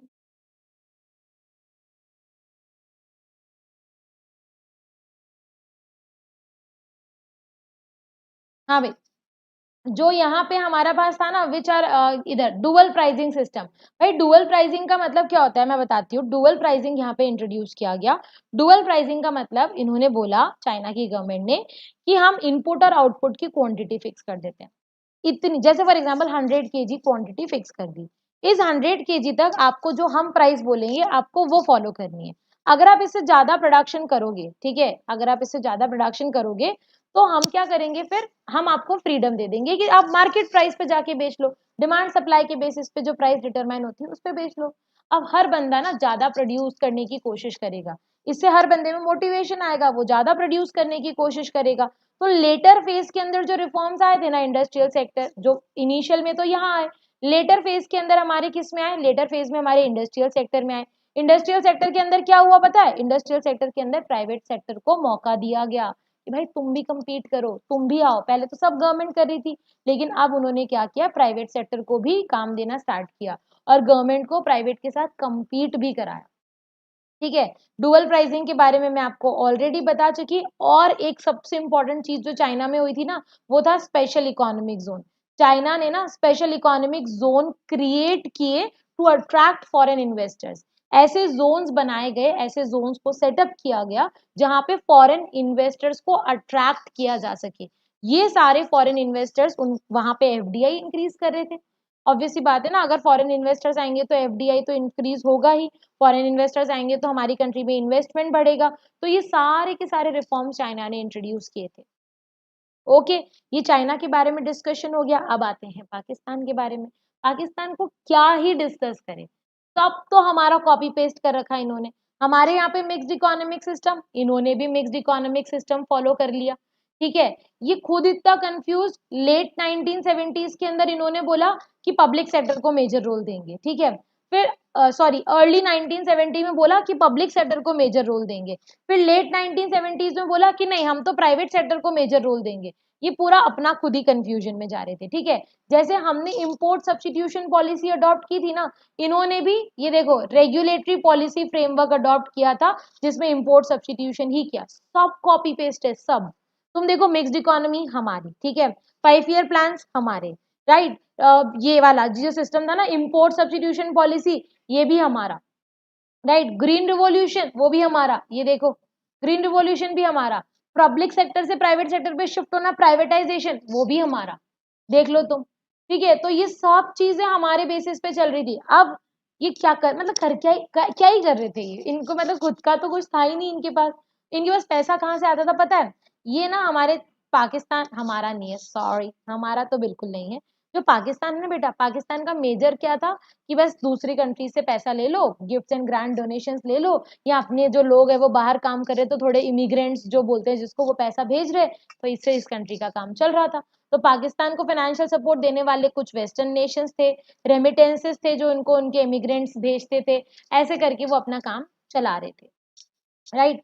तो ये हमारी पाकिस्तान की पॉलिसीज हो गई, चाइना की पॉलिसीज हो गई, इंडिया की तो पूरी बुक पढ़ के आए हम लोग। अब कंपैरिजन, जैसा मैंने आपको बताया ना इस चैप्टर के अंदर बहुत सारी टेबल्स हैं। ठीक है, सबसे पहला आपके पास आ रहा है डेमोग्राफिक इंडिकेटर्स। ठीक है, डेमोग्राफिक इंडिकेटर्स के अंदर आपको पॉपुलेशन दिख रही है सबसे पहले, इंडिया की पॉपुलेशन सेकंड नंबर पे, चाइना की पॉपुलेशन फर्स्ट नंबर पे, no doubt in that. Pakistan की पॉपुलेशन हमारी कंट्री के कंपैरिजन में 1/10 है, कोई दिक्कत नहीं इसके अंदर। ठीक है, मतलब यहाँ पे ना एक बहुत ही स्ट्रेंज सी लाइन आती है, पूरे वर्ल्ड में हर छठा आदमी, पूरे वर्ल्ड में हर 6th पर्सन या तो इंडियन है या चाइनीज है। कितना मतलब क्या है मतलब ये, मतलब इतने ज्यादा इंडियंस है, इतने ज्यादा चाइनीज है। Out of every 6 person living in this world, one is Indian and another is Chinese.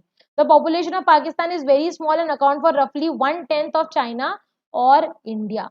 China largest nation है भाई, चाइना की पॉपुलेशन ज्यादा होना जस्टिफाइड है, एरिया भी ज्यादा है उनके पास। इंडिया तो छोटे एरिया में इतनी पॉपुलेशन लेके बैठा है। तो China is the largest nation, geographically occupies the largest area among the 3 nation, इसीलिए उसकी डेंसिटी कम है। ये देखो चाइना की डेंसिटी सबसे कम है क्योंकि उनके पास एरिया ज्यादा है। हमारे इतने से एरिया में इतने सारे लोग रहेंगे, हमारी डेंसिटी देखो 441 है, हमारी डेंसिटी सबसे ज्यादा है। देखो सेक्स रेशो का मतलब होता है मेल टू फीमेल वाला रेशो, फीमेल पर 1000 बॉयज देख लो यहाँ पे, राइट। अब यहाँ देखो 929 इंडिया के अंदर है, ठीक है, सबसे कम। फिर 941, मतलब तीनों कंट्री में ना ये मेल फीमेल वाला चक्कर चल ही रहा है ना, तीनों कंट्रीज के अंदर बॉय प्रेफरेंस का है और फीमेल को यहाँ पे कम ही प्रेफरेंस दी जा रही है। अदरवाइज ये रेशो कहीं तो ज्यादा होता, लेकिन तीनों कंट्रीज में ज्यादा नहीं है, राइट। तीनों कंट्रीज के अंदर प्रॉब्लम है। फर्टिलिटी रेट देखो, इंडिया की 2.3, हम दो हमारे दो भाई, याद है ना, हम दो हमारे दो की वजह से 2.3 सही रेट है। चाइना के अंदर 1.6 वन चाइल्ड पॉलिसी की वजह से, और कुछ एक्सेप्शन थे इसलिए 1.6, और पाकिस्तान में तो मैं स्पीचलेस हो जाती हूँ 3.7, तुमको तो पता ही है पाकिस्तान में। I don't want to have any जिसको कहते हैं ना जजमेंट ओवर हियर। तो 3.7 हमारी फर्टिलिटी रेट है पाकिस्तान की, वहां पे उनको चाहिए हम दो हमारी आईपीएल टीम, तो इसीलिए वो अपना प्रोसेस स्टार्ट रखते हैं, राइट। अर्बनाइजेशन अगर देखा जाए तो अर्बनाइजेशन अगेन इंडिया के अंदर सबसे कम, चाइना के अंदर सबसे ज्यादा और पाकिस्तान के अंदर सेकंड नंबर पे। ओके, चलो आगे बढ़ते हैं। नेक्स्ट हमारे पास है, अब देखो ये जो वन चाइल्ड पॉलिसी थी ना, इस वन चाइल्ड पॉलिसी के कुछ तो भी इम्पैक्ट आए थे, है ना, पॉजिटिव भी थे और नेगेटिव भी थे। पॉजिटिव ये कि पॉपुलेशन ग्रोथ कम हो गई, ये पॉजिटिव इम्पैक्ट था, ठीक है, ये हमारा पॉजिटिव इम्पैक्ट था। ठीक है, नेगेटिव इम्पैक्ट ये आया कि फीमेल जो थी ना वो कम होती जा रही थी। देखो इंडिया में क्या होता है, इंडिया में पता नहीं कैसा साइंस है मुझे नहीं पता, एक लड़का हुआ है ना एक फैमिली के अंदर, तो सेकेंड मोस्ट प्रोबेबली 80% केसेस के अंदर मोस्ट प्रोबेबली एक लड़का एक लड़की हर घर में मिलेगा तुमको। ठीक है, बहुत रेयर 20% ऐसे घर होते हैं जिसमें दोनों लड़के या दोनों लड़कियां होती है, अदरवाइज मोस्टली एक भाई बहन होते ही होते हैं। ठीक है, या ना 80% केसेस के अंदर, ये इंडिया का अलग ही साइंस है, अलग ही साइंस चलता है इंडिया के अंदर, राइट। अब चाइना में क्योंकि वन चाइल्ड पॉलिसी है ना, चाइना के अंदर क्योंकि वन चाइल्ड पॉलिसी है, अब एक ही बच्चा होगा, अब एक बच्चा मेल भी हो सकता है फीमेल भी हो सकता है, तो इस वजह से उनका तो पूरा सेक्स रेशियो ही बिगड़ जाता है, मेल फीमेल का रेशियो ही बिगड़ जा रहा है यहाँ पे, तो प्रपोर्शन ऑफ फीमेल्स पर 1000 मेल्स है वो डिक्लाइन होती जा रही है यहाँ पे, ठीक है। और एक और इम्प्लीकेशन है, अब तुमने वन चाइल्ड पॉलिसी लगा दी, पहले तो नहीं थी ना वन चाइल्ड पॉलिसी, मतलब कुछ टाइम बाद चाइना के अंदर तुमको बुढ़े लोग ज्यादा दिखेंगे, बच्चे कम दिखेंगे, जवान तो कम होते जा रहे क्योंकि वन चाइल्ड पॉलिसी आ गई, पहले के लोग तो है ही ना, तो कुछ टाइम बाद ना एल्डरली पीपल की पॉपुलेशन थोड़ी सी ज्यादा हो जाएगी एज कंपेयर टू, ठीक है, as compare to young people, ठीक है। ये हम लोगों का यहाँ पे वन चाइल्ड पॉलिसी का इम्प्लीकेशन आ गया। अब ये हमारे जीडीपी की टेबल है बेटा, ठीक है, इस जीडीपी की टेबल में तुम देखो ऑब्जर्व करो, 1980 से 1990 का डेटा दे रखा है और हमारा 15 से 17 का डेटा दे रखा है, ठीक है। इंडिया ने रिफॉर्म्स अडॉप्ट किए 1991 के अंदर, चाइना ने 1978 के अंदर अडॉप्ट किए थे रिफॉर्म्स, ठीक है। इंडिया की जो हमारी जीडीपी थी ना वो पहले 5.7 इंक्रीज होके 7.3, चाइना की देखो सिर्फ इंडिया की इंक्रीज हुई है, चाइना की 10.3 फिर 6.8, 6.3 फिर 5.3, ये पाकिस्तान की डिक्रीज होने के पीछे, अच्छा अब इसका डिस्कशन कर लेते हैं हम लोग अच्छी तरह से, है ना। देखो इंडिया की 5.7 से 7.3 हुई, क्यों, क्योंकि 1991 में रिफॉर्म्स आए तो हमने अच्छी तरह से उस पर फोकस किया तो थोड़ा बहुत उसका पॉजिटिव इम्पैक्ट आया। चाइना की 10.3 से 6.8 हो गई, चाइना ने रिफॉर्म्स अडॉप्ट किए थे 1978 के अंदर, एकदम से रिफॉर्म्स के बाद इंक्रीज हुआ जीडीपी, तो इसका इम्पैक्ट इनको यहाँ पे देखने को मिला। ओवर द ईयर चीजें स्टेबलाइज होती गई, इसीलिए जीडीपी धीरे धीरे कम होता गया। पाकिस्तान में पहले 6.3 था फिर 5.3 हो गया, क्यों, मिलिट्री रूल, पॉलिटिकल इंस्टेबिलिटी जो बहुत सालों तक वहां पे थी, इसकी वजह से ये रीजंस यहाँ पे आपको देखने को मिल रहे हैं, ठीक है। पाकिस्तान ने 1988 के अंदर रिफॉर्म्स लगाए थे, हमने 1991 के अंदर लगाए थे और चाइना ने 1978 के अंदर लगाए थे, तो ये हमारे रीजंस है, ठीक है। बात करते हैं हम लोग अब ना, ये सेक्टरल कॉम्पोजिशन देखो, इंडिया चाइना पाकिस्तान ये जीडीपी का है और ये हमारा वर्कफोर्स का है। तुम ऑब्जर्व करो बेटा, 42% पॉपुलेशन एग्रीकल्चर में है लेकिन 17% जीडीपी अर्न करके दे रही है सिर्फ, ठीक है। चाइना की भी कंडीशन यही थी ना, चाइना के अंदर 17.5 वर्कफोर्स है और सिर्फ 9% है, मतलब ये फेयर इनफ है कि पॉपुलेशन भी कम है और जीडीपी में कंट्रीब्यूशन भी कम है, ठीक है।